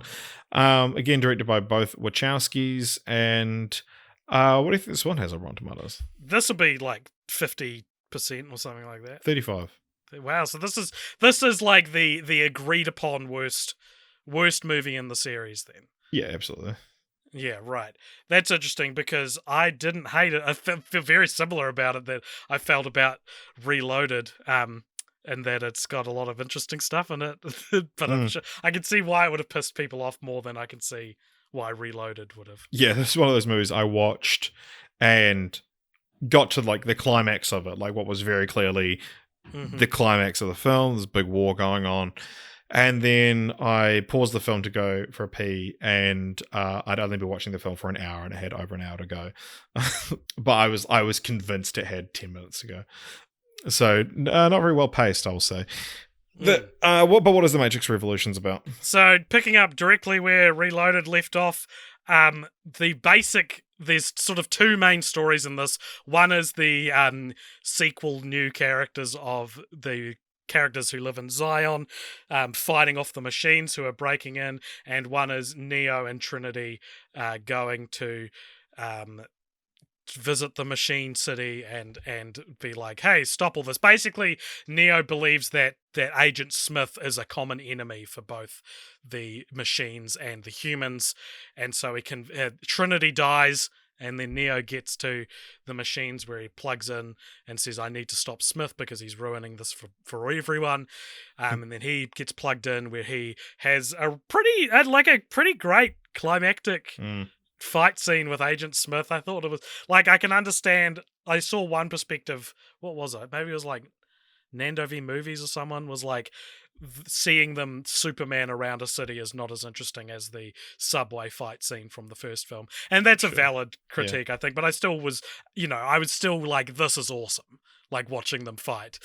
Yeah, I do like as well that it's like, because there's the dog pile one from the last one, which is very, because like a part of the iconography is of these films is like these millions of Agent Smiths, and the final fight is like a one-on-one, but like almost like the Birds style. There's just all these Agent Smiths watching the battle, and it's like it gives it this kind of like spooky feeling. Yeah, Neo's also been blinded in the real world by the Agent Smith avatar who snuck in, and then he defeats Agent Smith, and sort of explodes in the real world. There's a big cross signifying that he is in fact Jesus Christ, and this creates peace between the humans and the machines. I don't know, I didn't quite follow it as well as I wish I did, but I didn't hate it, which I thought I would. Yeah, I didn't hate it either, and I think, and in my review I said I think I didn't understand this enough to hate it. That it's like, I feel like if you're really plugged into the Matrix, Richard, that you could watch this film and be like, this is garbage. They're not, honoring Zion. I don't get that. Like I part of it is probably just not being like super attached to the franchise because I'm watching it for the first time this week. But I was like, yeah, I mean, there's fun action. I liked the end to the characters. I do too. And I think it also has maybe my favorite line in the whole series. That your life is a sum of the remainder of an unbalanced No, that's equation. in the last one. No, so the guy who is channeling Agent Smith in the real world, whose name is Ian Bliss, and he does an incredible Hugo Weaving impression. like when Ian Bliss was in the second one, I was like, they really should have cast like an actor I recognize. You were like, he'll never sound like Hugo Weaving. He does a really good job of marrying the two characters in the different realms together. Mr. Anderson. Mr. Anderson, so good. And then so he blinds Neo with a faulty wiring, and Neo's blind. Is like, oh my god, that's crazy. And then he like slicks That's your away into favorite line. Now gets blind. He goes, "Oh my god, that's crazy." oh my god, that's actually insane. No, the Smith avatar like slinks away into the shadows and is waiting for like Neo to come so he can attack him, and he's like holding like a pipe, and Neo's sort of fumbling around, he can't see anything, and then he gets close enough, and Smith like swings, and Neo ducks it, and then grabs it, and then he says, "I can see you." And I was like, oh shit, he's the one, baby. Like, it was just, I thought it was such a great kiss off line of just like, this is how powerful he is. Like, he is now a superhuman in the real world as well. Something I don't necessarily understand why he would be. But I just loved that moment. And I thought that was one of my favorite moments certainly from the second two films. And he says, "What is this? Some kind of pipe?" One thing I didn't understand in this, and I was wondering if you picked up on this. The Oracle is I probably didn't. The Oracle is recast in this film. Do you know why? And well, let me just say, what's interesting about this is that if I knew nothing about these movies, if I didn't know when these movies came out, I'd be like, oh, they recast the Oracle for behind the scenes reasons. But knowing they were filmed back to back, I'm like, is it in the plot? It's like she's taken on a new form, which is plot. That's good plot reason. But like, was that what could they not cast the same person? No, because the films were filmed back to back, but the actress Gloria Foster died during the shoot. Oh my god! Before she shot any scenes for the third film. That's crazy. And she hadn't filmed any scenes for Into the Matrix either. And so the change in appearance is addressed during Into the Matrix, apparently. She explains herself it's addressed in Revolutions as well. Yeah. It was the Merovingian punished her for directing Neo to him. This caused the Merovingian to lose the Keymaker and several loyal henchmen, and in retaliation he stole her old residual self-image, forcing her to use an older one, which also limited several of her abilities like her memory.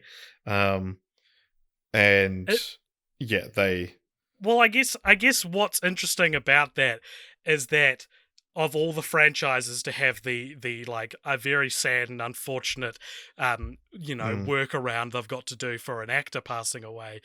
Isn't it crazy that this unprecedented move of these two films that were shot back to back and released in the same year has that problem to work around? Yeah, this is actually there's what I just read out is actually two transitions into a dumb IMDb trivia. Oh, so after that, it's sort of explains a bit of trivia of how she passed away. It says in Revolutions, the initial conversation when Morpheus and Trinity meet the new Oracle was adapted to reference her changed appearance. The alternative was to have Morpheus and Trinity pretend not to notice, which perhaps would have been even more awkward. Oh, so stupid. Yeah, so stupid. So, but again, so the fun fact about this as well that we had the IMAX release thing for the last film, but and this is another crazy thing that I've never heard of happening since. So presumably it didn't work out. But this film opened at exactly the same time in like every major city across the world. So if you wanted to see this in New York, you would go at like the first premiered at 9 a.m. So that was 6 a.m. in Los Angeles, 11 p.m. in Tokyo, 1 a.m. in Sydney, which would make it 3 a.m. the next day in after New York and in New Zealand. I would have gone to see this at 3 a.m. Yeah. Fuck yeah. That's so interesting. There's so many not unprecedented, but also stuff that as it's you like say, it's interesting they haven't done it again. Yeah. It's interesting no other franchise has done the 6 months. I mean, maybe it didn't work for Revolution, so they've when I think Pirates of the Caribbean 2 and 3 released very close together, but they were still in different years. Yeah. Pirates. Yeah, they were a year apart, but let's have a look at the dates. I would have thought they just released in the same time, different years. Yeah. I guess it's still significant because 1 year is still quite a short amount of time. Yeah. July 2006 and then May 2007. So that's just the same amount of time then. almost. No, Mm, it's not. No, you're right. No, I'm right. 9 months. I'm wrong. You're right. Thank you, So God. still less than a year. Yeah, That's still 2 months. interesting. Yeah. I think that I can explain why this one maybe isn't good. Or at least why the initial responses. And again, like this new reevaluation of them is actually being good. I think comes from people who have been able to sit on the lore for 20 years and kind of Yeah. like fall in love with it a lot more than maybe someone who had just seen it for the first time. But there is a scene in the Matrix Revolutions during the war. And there's some very cheesy mech suits. There's some very cheesy kind of like Hail Mary moments and like characters and all this sort of thing. There is a scene where Z, who we mentioned before, Mm. one of the characters in Zion, she accompanies another character and they have like a bazooka that they're loading and they're shooting one of the sentience drills, right? And it's this big heroic sacrifice because this other character like gets killed while trying to escape. And I was watching this and I was like, who the hell is this character? Who is this? I don't remember her being introduced. I don't know what her name is. And then like I was suddenly struck with the fact that like that was true of a lot of the characters in the Battle of Zion scene that I was currently watching. And this movie not only came out in the same year as, but around the same time as Lord of the Rings: The Return of the King. And Lord of the Rings, a series which has again huge battles with a plethora of characters, but the difference is in Lord of the Rings I know these characters' names, I know what their beliefs are, I know what they want, I know what's at stake if they die. Like I think maybe it is just directly comparing the idea of like a revolution, no pun intended, between something like The Matrix and Lord of the Rings. I think Lord of the Rings just does it like supremely better than Matrix Revolutions. And I think that's maybe part of the dogpiling on this movie is that you've got another example of a movie where there's a big battle and there's all these incidental characters, but one of them does it way better than the other, you know? Yeah. I think you got bloody Avengers Endgame. Which is a different kettle of fish probably, because there would be a bunch of characters whose names and motivations you know because you've watched tens of hours of them beforehand. Yeah, I think as well that like going into these movies as well, I was really scared. I was like, it was just going to go over my head, and especially like having seen the trailer for Resurrections and just being like, this doesn't make any sense to me. I was like, fuck, I'm not going to understand the Matrix sequels. And I mean, I joked before that I didn't, but it's like I followed them and I understood what was happening. But the Matrix, because it's one of those things that it's so clearly introducing you to a world that it's one of these things like in Star Wars is the same where it's like, yeah, this character in the background actually has the whole thing, and it's like I'm assuming the Matrix has a lot of that sort of stuff as well, where it's like a lot of this is developed in comics and books and stuff, which we'll get to. But you know, as sci-fi blockbusters, they're smart. They are smart movies. And what's more important as well is that I can both understand why they're hated and I can understand why certain people now go out to bat for them. Yeah. And what's important about that is I can say I'm actually better than everyone. Right? Yeah. Like, I'm above it because I don't have to be like, they're real shit, and I don't have to be like, actually, they're real good. I can be like, you're both wrong. And more importantly, I'm right. So that is The Matrix Revolutions. Is there anything else you want to say?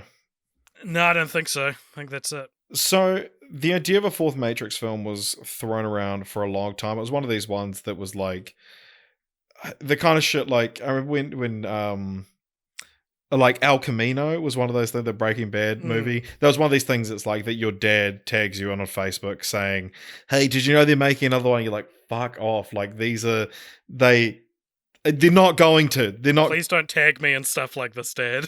Yeah, they're not going to make one. Like, you know. And then it happened. For a while, Zach Penn was writing a treatment for a new film with Michael B. Jordan eyed for the lead role. And then eventually these discussions of like, hey, there's another Matrix film happening, ended up being and the Wachowskis, or at least one of the Wachowskis, is returning. Mm. So, yeah, apparently there was a talk of a prequel film about a young Morpheus, or a distant sequel about one of his descendants, which would probably be the role played by Michael B. Jordan. And yeah, then it happened. Then and so in October 2019, Zach Penn said that his script he's written is set in an earlier time period than the first three films. And then August 2019, weirdly, before that, Lana Wachowski said that she would direct a fourth Matrix film, which obviously ended up being Matrix Resurrections, which just came out last month. And it was part of the HBO Max deal with Warner Brothers, where it was released day and date on HBO Max as well as in cinemas. Yeah. But yes. So stop listening, I guess, now if you haven't seen it and don't want to be spoiled. Yeah. That's your spoiler warning. All right, so yeah, the Matrix Resurrections. What is this film about, AJ? Okay, what is the Matrix Resurrections about? All right, so good luck. We begin the story in this alternate, or this familiar world where maybe something's not quite right, and Keanu Reeves is playing Thomas Anderson again, but he seems to remember none of what happened in the previous movies, but he sort of does, because he's a famous video game designer who created a classic trilogy, a groundbreaking trilogy of video games called The Matrix, and now it turns out that their parent company, Warner Brothers, wants to make a Matrix 4. And they're going to do it with or without the original creator. Yeah. And so Thomas Anderson is like dealing with this all while feeling like something's not right, feeling like this Matrix world that he created is maybe a little more real than he once thought, and he sees Trinity again, but this time she's Tiffany and isn't and sure she's married to a total Chad. Yeah, his name is Chad, which I laughed at. Yeah, the actor's actual name is Chad. Right. Because that's actually Chad Stileski, who directed John Wick and was Keanu Reeves' stunt double in the original Matrix. That's an interesting relationship. I didn't know that was what their deal was. And then in what is maybe one of the most insane meta Hollywood plot points I've ever seen in a movie, a character named Bugs Bunny drags Keanu Reeves back into the Matrix. It's literally Warner Brothers mascot named for, they call her Bugs, but she says, like the bunny. And there's also, I haven't seen anyone else mention this, she says, "What's up, Doc?" in the film at one point. She's been awoken and knows, and so drags Neo back into the Matrix, where he sort of remembers everything and discovers that when he sacrificed himself, it turns out that the machines actually resurrected him and Trinity, which took this big costly process, and now the kind of they've been using them to, I think, maintain, because when they're close enough together, there's an energy that helps power the Matrix or something. I might be making that up. No, that's right. So if they're touching, they let off too much energy, but when they're just close enough, they set something off in each other. Right. And so the villains, you've got Jonathan Groff, who is the did I say Groff? Yeah. It's Groff. Our second Jonathan Groff franchise in a row, where he is essentially the new Agent Smith. He's Agent Smith who's been reskinned, and you've got Neil Patrick Harris, who plays the analyst, who's sort of the new villain, who has been keeping them apart. They fight for their freedom. They fight to free themselves. They bite once again from the Matrix. Fight. It's the Matrix Resurrections, baby. At the end, they jump off a building together, and Trinity can fly in what I'm calling the second divisive legacy sequel I've seen in the past 5 or 6 years in which a character flies, and I have no problem with the character flying, but the way it is depicted on screen is pretty stupid. Because Last After the Last Jedi, Leia flying back on the ship, a plot beat, if I read it on paper, I have no problem with, but seeing it actually happen, I was like, this is probably the dumbest way you could show someone flying. When Trinity's flying, she's holding Neo, and it looks like you can almost see the wires have been removed from the green screen that they're being like craned in front of, and it's like they actually jumped off a building. No, straight up, and it was like really? wires off a building. It wasn't a green screen. Oh well, I don't think it looks very good. I think it should have been a hovering kind of superhero kind of pose, not a floating around twisting on an invisible wire. I think because you can't see the wire, but they're hanging in a way that it means the wire is connected to a direct point on their person, so it looks stupid. And then they get out of the Matrix and decide that they're going to sort of make the Matrix a better place, I guess. And then there's a post-credit scene, which I didn't see. I didn't know there was one. Yeah, it's real stupid. I didn't think there would be one. It's the Matrix. It's Why real is there... bad. What happens? So it's like the game developers there, and they're like, look, movies are old news. Oh, fuck it. This is so stupid. You're going to hate this. Movies are old news. Video games are old news. The media of the future is cat videos, and they're like, we're gonna find the best cat video and we're gonna make the cat tricks, and then it ends. Very, very funny. I continue the franchise idea from a guest who didn't have time to think of a good one. That's what that feels like. But also, so does this fucking movie, doesn't it? Doesn't this movie feel like or at least the premise feels like a continue the franchise idea that one of us would come up with? What's interesting, because all I heard of this film was that it's like sickeningly meta. But I was like, watching it, I actually have no idea what the premise of this film is. But I remember when we talked about it in Most Anticipated of 2021, I remember you said, have you guys heard the rumor floating around that this is set in the real world where the Matrix is a film? And I was like, I kind of dug that, and I never saw anything that explicitly debunked that.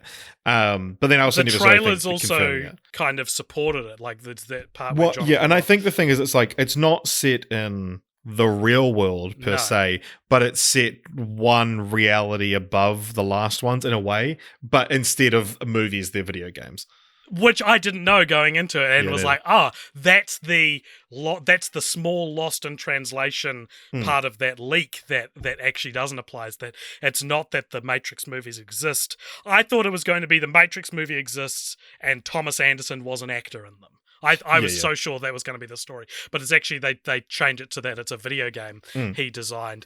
And there's a new Morpheus who's also a new Agent Smith.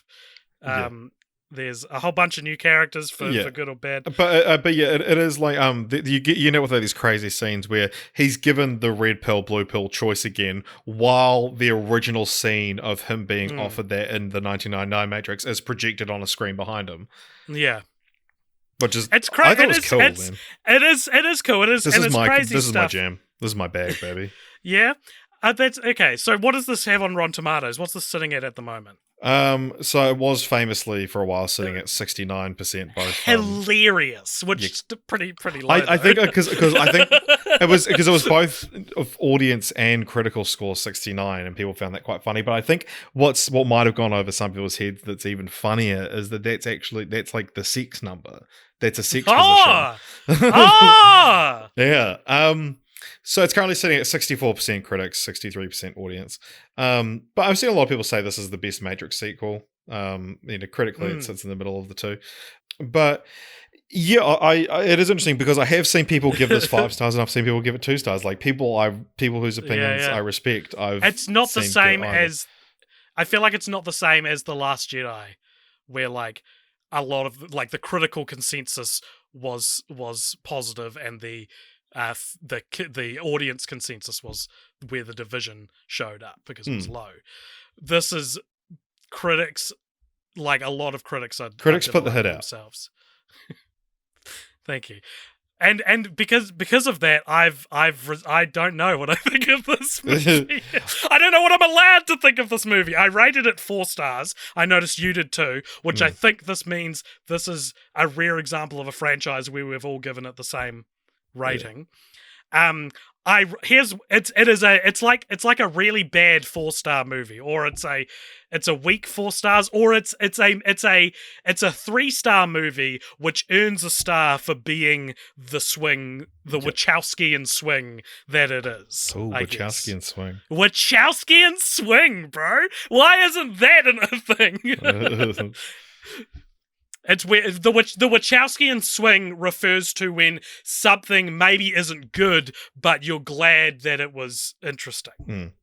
It's interesting. Okay, well, let's talk about why this film exists, because it's quite interesting. So, I think they told me in the text of the film why this film exists. Why do you think that is? Because the Warner Brothers were going to make it with or without them. Which is interesting, because you see the movie and you think this is a very cynical take on the nature of sequels and reboots. However, so this, according to Lana Wachowski, this the film was actually made because within the span of 5 weeks, so I think their dad passed away, and then a very close friend, and then their mum passed away, and this is in the span of 5 weeks.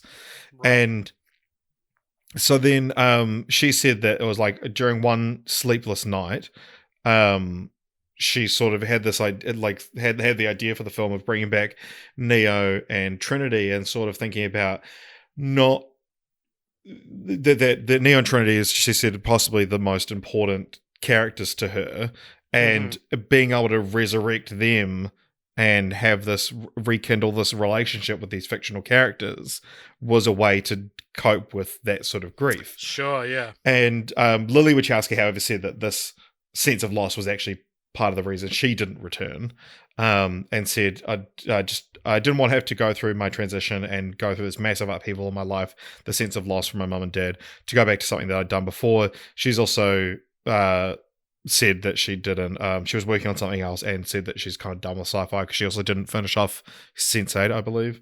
Right.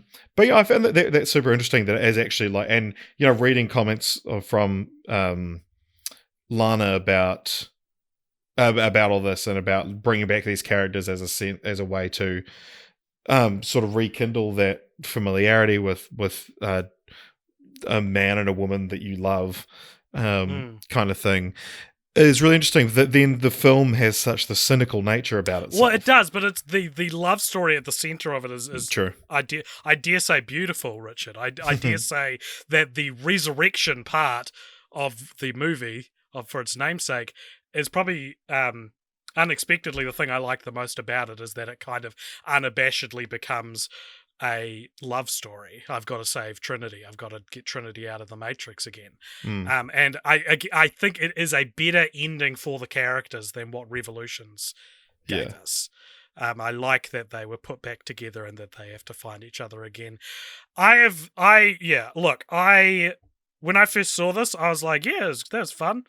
And I keep going back and forth on it because, and again, like I've seen critics I admire and both say this is great and say they didn't like it, like, which is weird. It's a weird thing to happen. Usually it's like one way or the other. But what I think is that the meta stuff which we're talking about, the like it was a video game, that's only really there for the first act of the film, maybe the first quarter, maybe the first third of the film, and then it becomes expressly a sequel to The Matrix Reloaded and The Matrix Revolutions in a way that's like, wow, you like this, you know, this is not a case of producers going, people only really liked the first one, so maybe let's focus on that a little more. This is like, no, this is a sequel. This is continuing the story of the world set up in the Matrix, in the Matrix Reloaded and Matrix Revolution. It is interesting because I almost went to go see this with someone who loves the first one but didn't watch the second two, and I was sort of trying to gauge, because I saw a few people say, like, you know, you don't need to see the second two, and you saw it, and I was like, well, AJ will be I can sort of pick your brain a little bit about it. And I said, do you need to have seen 2 and 3? And you said, absolutely yes. And I asked in the Discord, and people were like, yeah, kind of. And then I watched, and I was like, you don't need to see 2 and 3. I think it's. I think I misinterpreted your question. Yeah, exactly. It will spoil 2 and 3 for you, but if you could skip watching them, and that's true. It'll tell you Neo's supposed to be dead, Trinity's supposed to be dead, and it's stuff. And people are like, no, like you might not know who Jada Pinkett Smith's character is. Well, exactly, but, and that like someone's mentioned like Priyanka Chopra's character Sati, who's in the 3rd film, and I said like if I was watching this with someone and we were sitting in the cinema together, and I had seen 2 and 3 and they hadn't, and they'd be like, "Who's the girl at the train station?" And I would be like, "I met a girl at a train station in the 3rd one." You're right. I actually agree with you. I'm not gonna fight back that. I think it was more like what I think you asked me just after I'd seen it, and my answer was and you you famously have very different opinions. Would you? That's true. Yeah. That's true. But when you asked me, it was more. I was answering it more as like, are 2 and 3 important to it? Yeah, exactly. But yeah, I think you because also the film, for how like convoluted or complex it is, it actually does hold your hand through what you're supposed to already know. It's a lot of recycled footage, almost too much. I'm surprised, like, the auteur that Lana Wachowski is would... kind of liked that, though. Like, I think it was done tastefully, and it was because it felt like... It's not tasteful, it's that there's a fucking whole lot of it. That happens all the time. Yeah, but it's like, it's these very quick flashes, so Neo will see something, and it will kind of remind... Because the idea of the video game, the Matrix he created, is from these faint memories he had from his life as Neo, and it's things flashing into his mind. Yeah. So... I will say this. I think that in terms of like the second act onwards, because it's like the first act is kind of a homage to the first Matrix. The second act's an homage to the sequels, and then the third one is kind of like the third act is kind of a combination of both. And I think the all the stuff that is playing on the sequel world, the world set up in the sequels. There's a new city instead of Zion, it's Io. They talk about how Morpheus became the leader, but then when peace ended and the war, or whatever it is, the purge happened, he would not believe that it would not be peace forever, and so I don't know if he died in battle or whatever, but it's like his like ability as a leader folded because he couldn't believe that Neo being the one wouldn't be the end of it all. I think that's a fantastic development for that character. I even think it's in an age of legacy sequels and Mark Hamill reprising his role as Luke Skywalker after 40 years, I think it's a very ambitious decision to make, to not bring back, because Lawrence Fishburne was like, I just wasn't asked. Yeah. He said, you have to ask Lana, because I don't know why I'm not in it.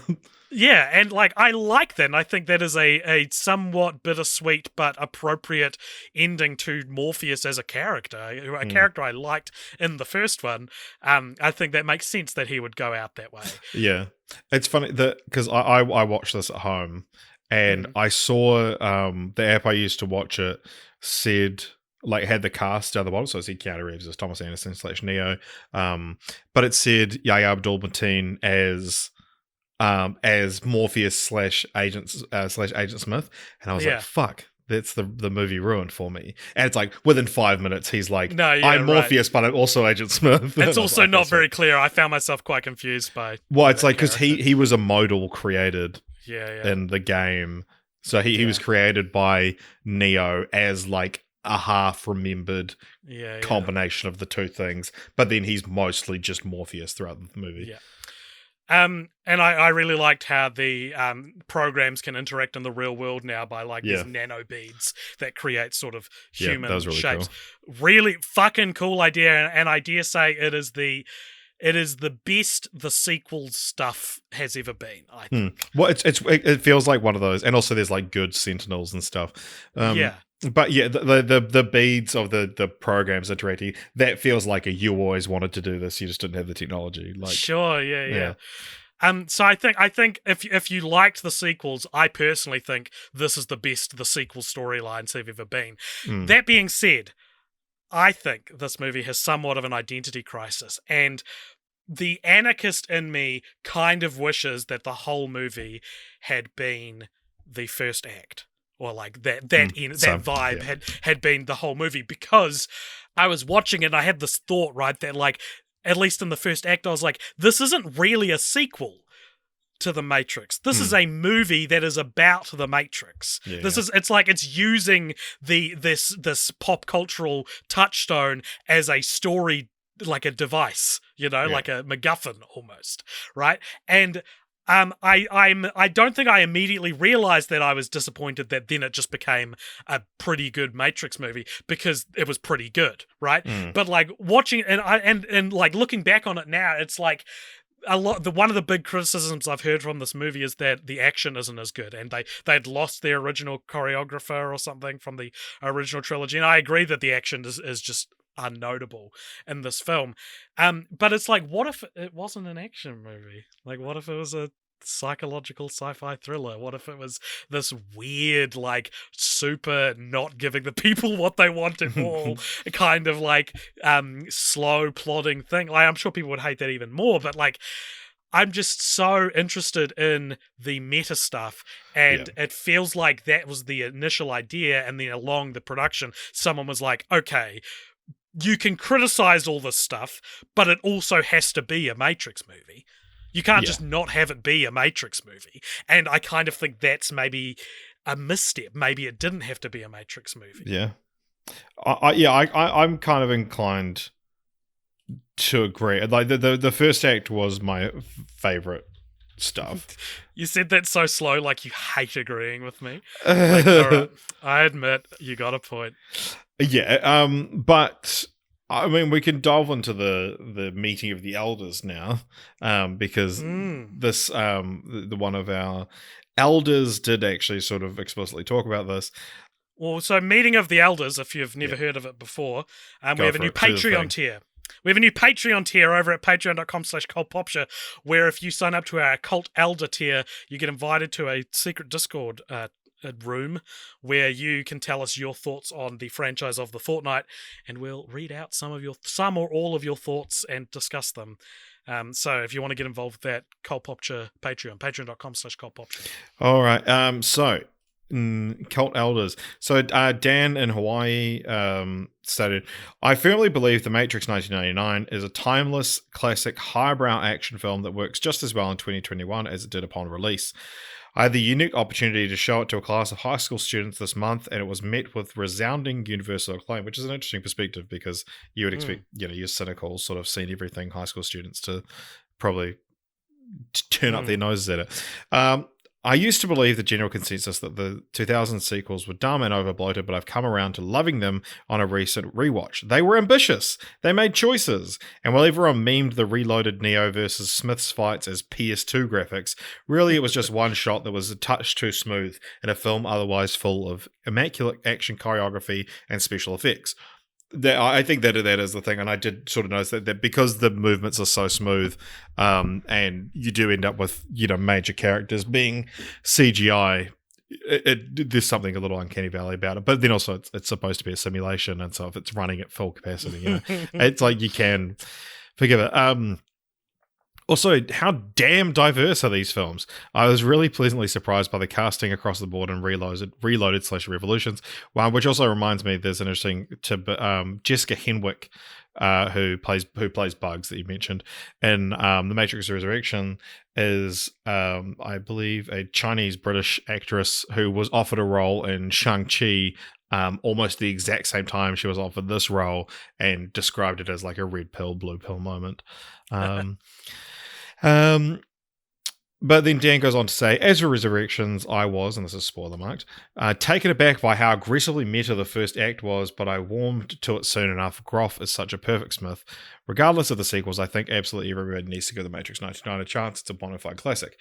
So it's interesting because I saw Dan gave this 2 stars on Letterboxd, and Really? I was quite surprised by that. And then he later re-reviewed it and gave it 4, I think. But Yeah, God, my mind does not work that way. I'm not the yeah, kind no, of guy that can, upon reflection, go from 2 to 4, or yeah. reverse order.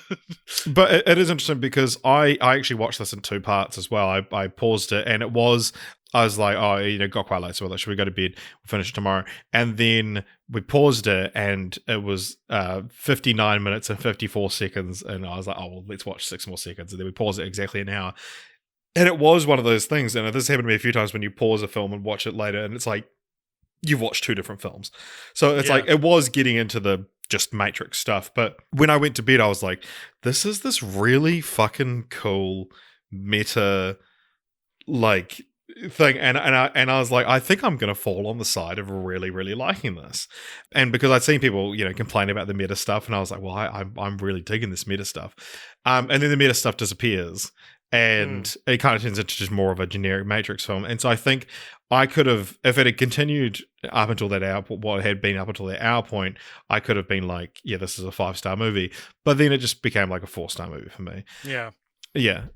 Also funny that I just before like starting the film, I grew my hair throughout 2021, and it got quite long, almost Keanu Reeves-esque. Just before shaving my head, I was like, wait, but we're about to watch Matrix Resurrections. What if what if we watch the film and Keanu Reeves has real cool long hair and he looks real good, and then I'm going to get real sad. And then for quite a long part of the runtime, he also has a buzz cut and he looks real cool. So I didn't have that problem. And I was like, yeah, I still look like Keanu Reeves. I liked what Dan said about how diverse the casts are. I think that's a fantastic point. If we can wander back into woke corner almost for a second, I think that everything's PC. Well, because I did a very funny tweet / Letterboxd review of this film where I said something along the lines of I didn't understand why internet losers were decrying this film as woke trash, and then a woman does something awesome, and it's like, oh, there you go. Yeah. And I had a conversation on Twitter with a friend of the podcast. I don't know if he's a fan, but friend of the podcast, Uther Dean, who pointed out a really great point, which is that not only is this no more or less quote unquote woke than the sequels are, but also the sequels have like gotten more quote unquote woke with time. Like a lot of the stuff which would have seemed incidental in 2003 now feels very good-hearted, and like the diverse cast and stuff now feels very important looking back on that now. And Uther also pointed out that it's not really a case of a director being woke as much as it is just a director being a good person. That's being decried as woke. But yeah, what else have we got in the Elders? So Dimitri said, I saw the sequels way late, way late, and it already had my perception coloured by public opinion. When we say we'll comment on your ideas in the meeting of the Elders segment, we mean we'll make fun of them. Radical. And then, however, when I finally did watch the trilogy as a whole this year as prep for the new one, I thought they were all pretty much the same in quality. These movies probably just aren't my bag for whatever reason. I just finished the Resurrections, and I honestly really enjoyed it. I think it may be my favorite of the series. Without getting to spoilers, I really liked the direction they took things. Also think the casting was excellent, and 2.5 hours really went by quick, so it kept me engaged the whole time. That's really interesting. That like the perspective of someone who's not enamored with the first one, and it's like, but by not buying into the first one, you're also elevating the sequels a little bit. Yeah, right. Because they're not ruining anything. I'm a touch offended by saying that they're all the same quality, but I'm also glad I know of at least one person who thinks Resurrections is the best one, because I was hoping there would be someone who could have that experience. Yeah. Paul says, always thought The Matrix had that Back to the Future problem of setting up stuff at the end of the first one with no plan to pay it off. Neo is very literally a god by the end of The Matrix, and they dismissed that by saying, upgrades and reloaded, sorry. Neo also sends the message to the machines at the end of The Matrix saying he is going to show everyone what's going on. This never comes up again, and they show even less regard for the people in The Matrix in the sequels. That is one thing I don't like about the series, actually, is that early on in the first one, they're like, by the way, everyone around you at any time can be taken over by Agent Smith, and also because they're not working for you, that means they're working against you. And this gives the entire franchise carte blanche to just murder civilians, have Yeah. heroes murdering civilians the whole way through. And I wish there was more of a like, if they might be taken over by Agent Smith, but they'll be fine afterwards. I can't sanction just a hero just mowing down innocents. I think it's Yeah. horrible. And then a very late addition to the Cult Oh. Elders from Brent Needs an Exit, who asked first if he Don't missed let it happen again, please, Brent. I think I'm about as close to the proper demographic for these films as you could be. First three released when I was a teenager. I saw the first one on DVD, was blown away. Went to midnight screenings for both 2 and 3, which were released 6 months apart, something I'd never heard of before. I enjoyed the box office hype of the sequels, but realized how bad they were once I stopped to think about them. The fourth one is definitely written for a person like me. They're flirting with the idea of a reboot while doing a reboot that isn't actually a reboot. I think it was a great way to refresh the series, and I would have no problem if they started an HBO exclusive series with the new characters navigating different matrices to continue the franchise. Oh, I'm way too late for the Matrix episode, I suppose, or not. I am so confused. Yeah, no, I think the idea of an HBO series is probably pretty affordable with that set of actors. You're not having to get Keanu Reeves involved, who I imagine is expensive.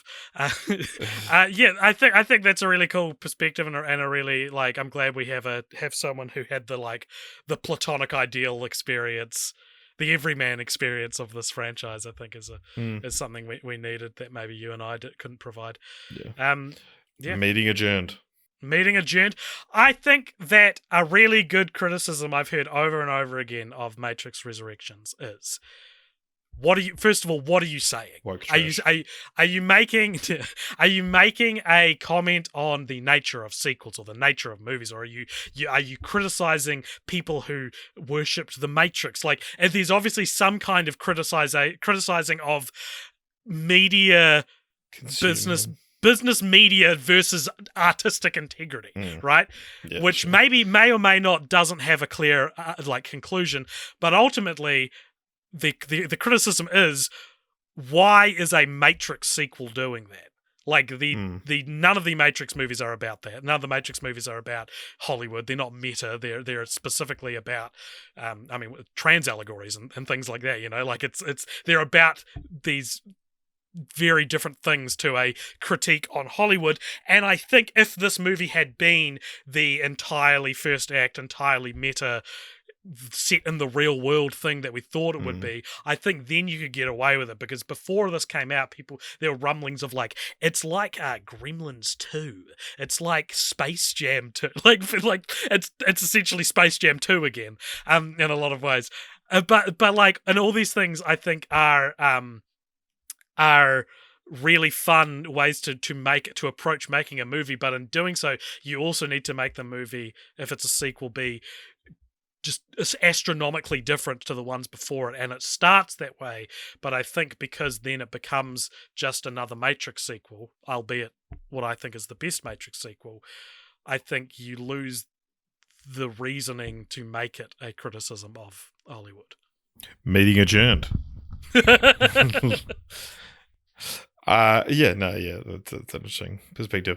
So that's our discussion on the Matrix movies, but there is a little bit more to come. You wanted to talk at the start. You said you wanted to talk about your big fat boner. No, sorry, my nuts are my fat fucking nuts and my big boner.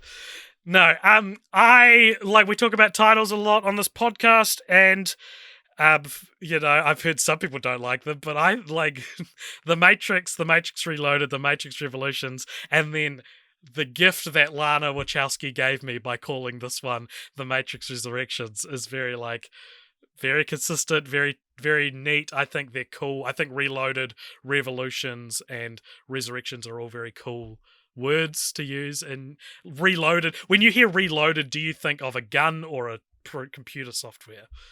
Like, I would think of a gun 1,000 times before I thought of the computer software. I'm sure people are, but is there that double meaning there of it's Mm. also it is the computer system is being loaded again because it's the sequel. Up until like the last week, I I could only keep the name of the third film in my brain for about 90 seconds. You would tell me it was Matrix Revolutions, and then less than 2 minutes later, I would have to Google to check it wasn't Revelations. Well, I think it's because Revelations maybe is more typically used in in this context. But I like Revolutions more. I think Reloaded is maybe a little dated. It's a little 2000s cheese. Yeah. But Revolutions is a cool because it's idea. about like a revolution. Yeah, exactly. And Resurrections is not just it's the first sequel in 20 years. It's also like they were resurrected. I think that's cool. I just think it's neat. It's neat, Richard. It's wonderfully neat. And I love that. Well, the neatness may or may not continue with the continue the franchise. So great. Fantastic. Continue the franchise. This is a segment where we sort of go off, we have a look at what we go off continuations already exist, and then we pitch one of our own each. So continue the franchise. There's strap in because there's a few. So obviously, as you mentioned, the Animatrix, which is an anime collection of 9 shorts, including the original. Which explores the time between, including the original. No. I pasted 2 sentences together and it fucked them up. So. Yeah, so like the original war between humanity and machines, which led to the creation of the titular Matrix, in addition to providing side stories that expand the universe and tie to the film series. There is one of them has Keanu Reeves and Carrie Ann Moss in it. Oh. And then this is dumb Wikipedia trivia. So this is like in the opening like paragraph. It says, since the anthology's release, multiple franchises have partaken in similar projects over the years. Citation needed.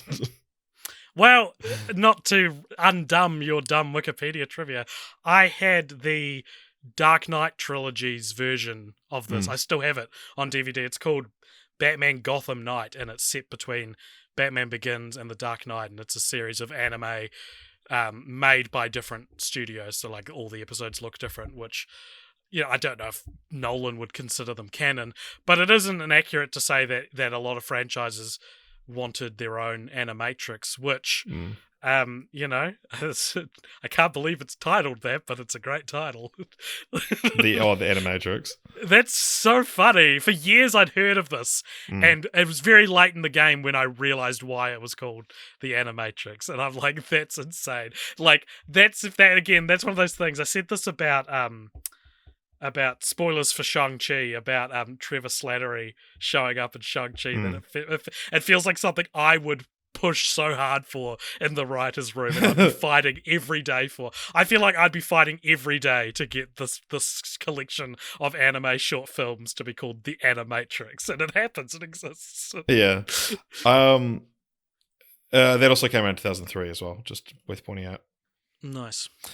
So interestingly, though, in 2001 there was a documentary that was behind the scenes of the first film, and kind of said like, we're making 2 more, and it was called The Matrix Revisited, which means this was the first instance of the Matrix RE suffix. Yeah. So yeah, as we mentioned, The Matrix your last email. The Into the Matrix was a PS2, GameCube, PC, and Xbox game, which was filmed concurrently with The Matrix Reloaded and Matrix Revolutions. And it features over an hour of original footage written and directed by the Wachowskis and starring the cast of the movies. Damn. So there's like an extra movie hidden inside this video game. Wow. Yeah. And that's the one that has Frankie Stevens as tyrant. I hope he's like the main character.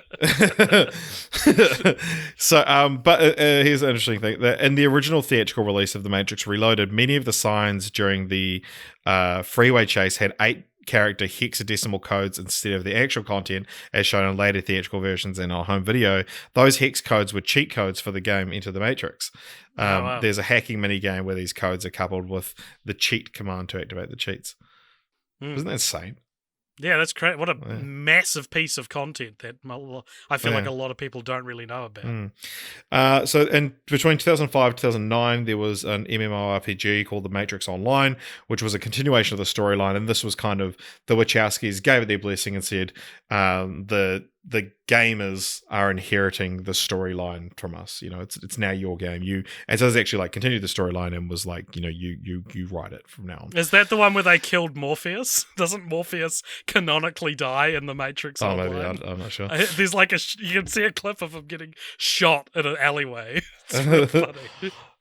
Like when Lawrence Fishburne wasn't returning for Resurrections, I remember there's a big contingent of people being like, "Wait, is this because he canonically died in the Matrix Online?" That's so funny. So also in 2005 there was Matrix Path of the Neo, which was written and co-directed by the Wachowskis, and this one you just play as Neo going through scenes of the first 3 movies. That came out after the sequels? I thought that was like a post-first movie before the sequels game. And then most recently, however, we have The Matrix Awakens, which I feel like you so easily could have called Reawakens or something. Yeah.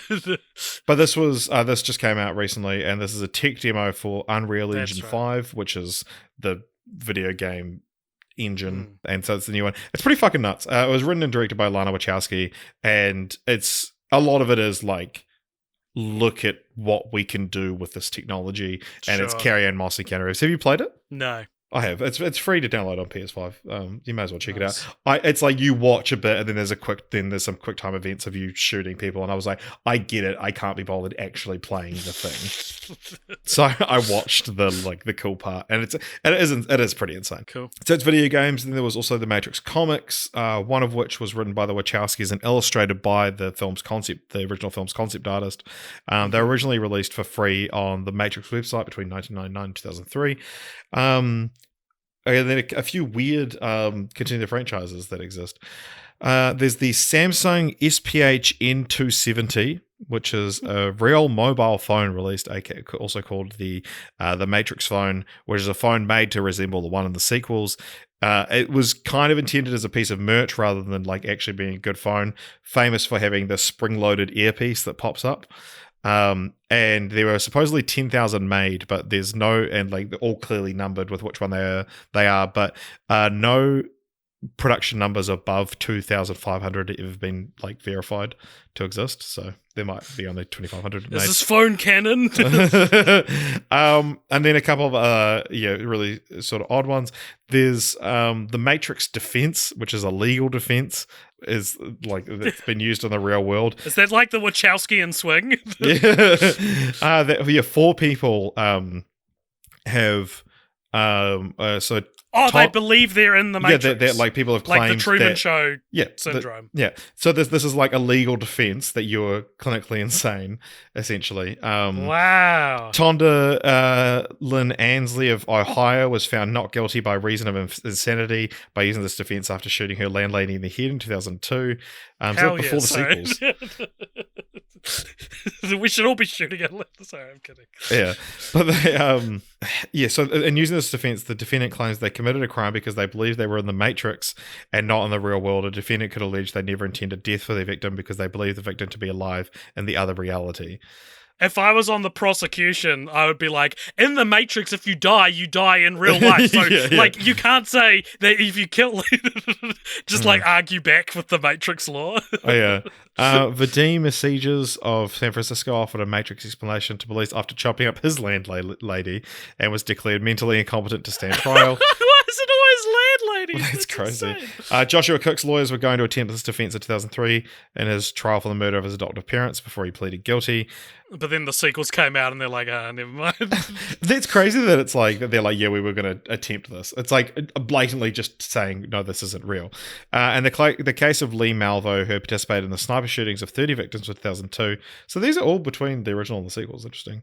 Also included references to the Matrix mentioned in writings taken from his jail cell. Malvo reportedly shouted, "Free yourself from the Matrix," from his cell after his arrest, and told FBI agents to watch the film if they wanted to understand him. So this is our first franchise which has inspired a legal defense, and also possibly our first film that has inspired a religion, called Matrixism, aka the Path of the One. Do you know about this? I bet I could guess its entire doctrine What is without you it? telling me. It's just the Matrix, is it? It's just believing in the Matrix. So the four main beliefs of Matrixism, the four tenets of Matrixism, the belief in the messianic, how do you pronounce that? Messianic prophecy, use of psychedelic drugs as a sacrament, a perception of reality as a multi-layered and semi-subjective, and adherence to the principles of at least one of the world's major religions. April 19th is their holiday, aka Bicycle Day, which is the anniversary of Albert Hoffman's 1943 experiment with LSD. Sounds like just people doing acid. Yeah, interesting. So, yeah. Do you have a continue the franchise? So, I was going to say, like, surely there's a Rise of the Machines style prequel here that we haven't seen. Like, surely, you know, they talk about this apocalypse that happened, but it sounds like that's what the Animatrix is. It covers it, yeah, because that felt like the obvious answer or the obvious way to go with it. Richard, you know, I like my this thing is like this thing, and I don't know exactly how to explain it. Like with I don't know, Die Another Day is a PS2 movie. Oh, yeah, sure. That sort of thing. You love them. I love that sort of thing. I think the Matrix sequels are an animated series. It's so sorry, I'd sort of zoned out there. Yeah, a Saturday morning cartoon. Yeah, I'm not talking about the anime Matrix. I'm talking about things like the Men in Black cartoon, the Godzilla cartoon, where a lot of these things would there be a popular movie come out, and then there would be a cartoon made. It would go for like fucking 68 episodes, and it either goes for like 12 or 100. Yeah. And it's set like it's not explicitly a sequel, and they take on, like Jumanji did it as well, where it's like it's more inspired by the movie, where they adapt some of the plot themselves to work better for a cartoon. And all of the Zion stuff, all of these new characters, all of the mechs feels like it's something that would happen 60 episodes deep into a animated series based on The Matrix. And so I guess my continue the franchise is one of the traits of these animated series based on a popular movie thing is like they'll change little things, and it'll be like, why did they change that? That's odd. And I thought, what do you think they would like? Would Neo would have orange hair? You know, it'd be shit like that, or like Trinity wouldn't be in it. You know, the law agent Smith would be able to like intercept the real world and the Matrix. It'd be things like these little tiny inconsistencies that stop it from being a sequel and turn it more into a reimagining. The Matrix reimagined. There you go. You've done it. Reanimated. Yeah, I think the Matrix reanimated, or the Matrix the animated series would be all right. Reanimated series.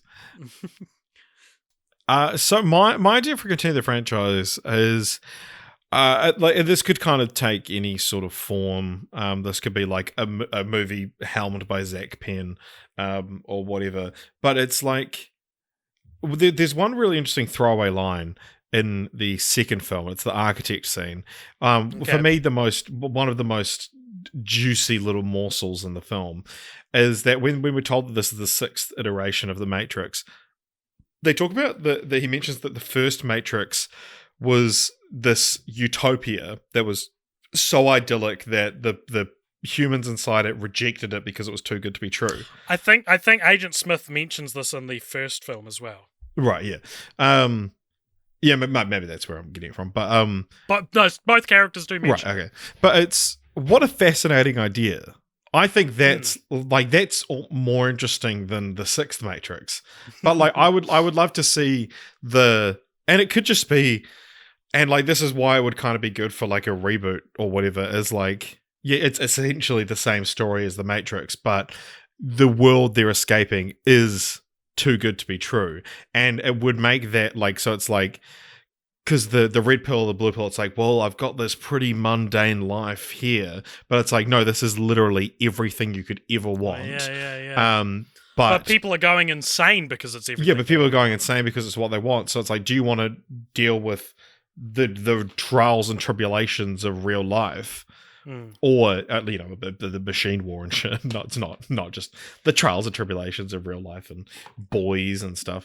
Yeah, like I think that's such a more interesting story for me. And because it's a prequel, is it the Matrix preloaded? Yes.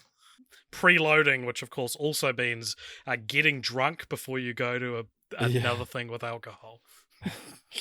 All right, so now we've just got a couple of segments. One is real good, and then one's real bad. So, we'll do the real bad one first. Okay. So that is, we rank this franchise. So on our Letterboxd, if you go over to our Letterboxd, the Cult Popture Letterboxd, you'll see that we have a franchise ranking, where every time we rank every time we watch a franchise, we rank it in amongst the others. And what is Matrix is 145. So it's the 145th franchise we've ever watched. See, what do you think for this? Because it's like one perfect film. Yeah. It's a pretty much perfect film. And we've made the mistake before, I think, of ranking a franchise too high because it has a really good film at the start. And I don't think that's actually what we're ranking. And something like Jaws, for example, being at 48, I think should be much lower, because even if the first one's a masterpiece, as a franchise, it falls apart. Well, do you think it's better than The Love Bug, but not as good as Blade? No. I think it's probably better than Blade. Okay, is it better than Frozen? God, we're not going to put just right next to the last franchise. What do you like? Considering, like, throwing in the resurrections into this consideration as well, I'm inclined to like just for like, I'm thinking more around the like Evangelion area, because okay, cool. We'll put it just under Evangelion, better than Lilo and Stitch. Okay, cool. You always want to be so done with this segment. Next segment. So now it's time to reveal our next franchise. Quite often we would do this through a random number generator, but this episode would have been the one that was in the random number generator, but we did the Matrix to tie to the new one. So you're welcome, internet. So but this one is decided by our Patreons, our lovely patrons over at patreon.com/cultpopture, where for $1 a month you can comment, suggest franchises, and vote on every second franchise that we cover. And this one was one of the like least fought battles we've ever seen. That one franchise just took an immediate lead, and it just never let up from that lead. And it's one that's probably the most times been a bridesmaid, I would say. That it's come second or third quite a few times, and that is the Keanu Reeves trilogy. Yeah, Bill and Ted. So we're continuing really on with in the Keanu year. Make it a thing. I did just realize, like, we're like, oh, we're gonna do another Keanu Reeves franchise. We barely talked about Keanu Reeves on this podcast. Well, we can talk about him next time. There, maybe.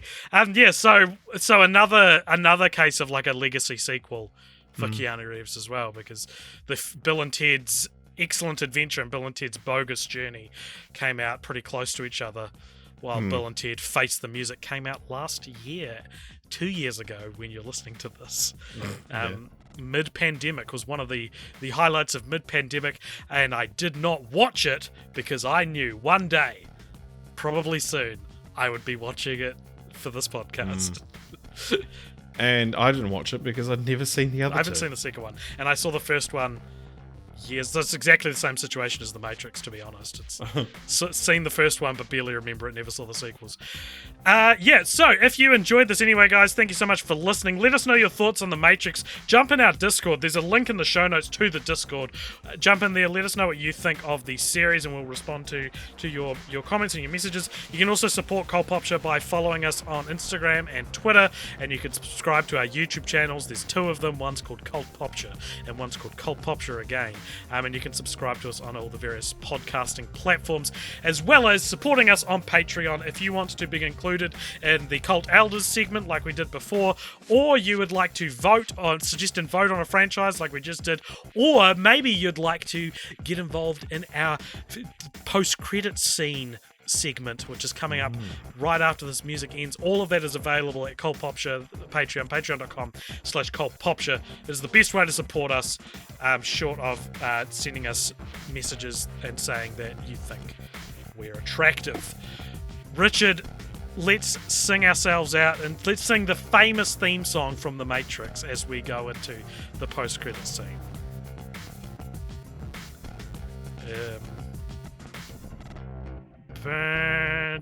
What is it? It's a bunch of tones. It's a bunch of moody tones. The Matrix needs a more iconic theme song, doesn't it? That's my continue the franchise. It uses the fucking... I thought, for some reason in my head, I was like, isn't it Elevation by YouTube? That's Tomb Raider. That's Tomb Raider.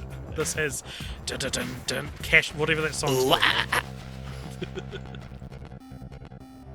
Welcome along to the post-credit scene. This is a segment where, after the end music of each episode, we go to the fuck this up. We answer a question or play a game or comment on something you've said from the Patreon. If you want to get involved, head on over to patreon.com/cultpopshow and donate $5 or more, and you can be part of the post-credit scene. Richard, who is this post-credit scene from, and what is it? This one comes to us from Andrew Harding, who says, "Hi, AJ. Hello, AJ and Richard.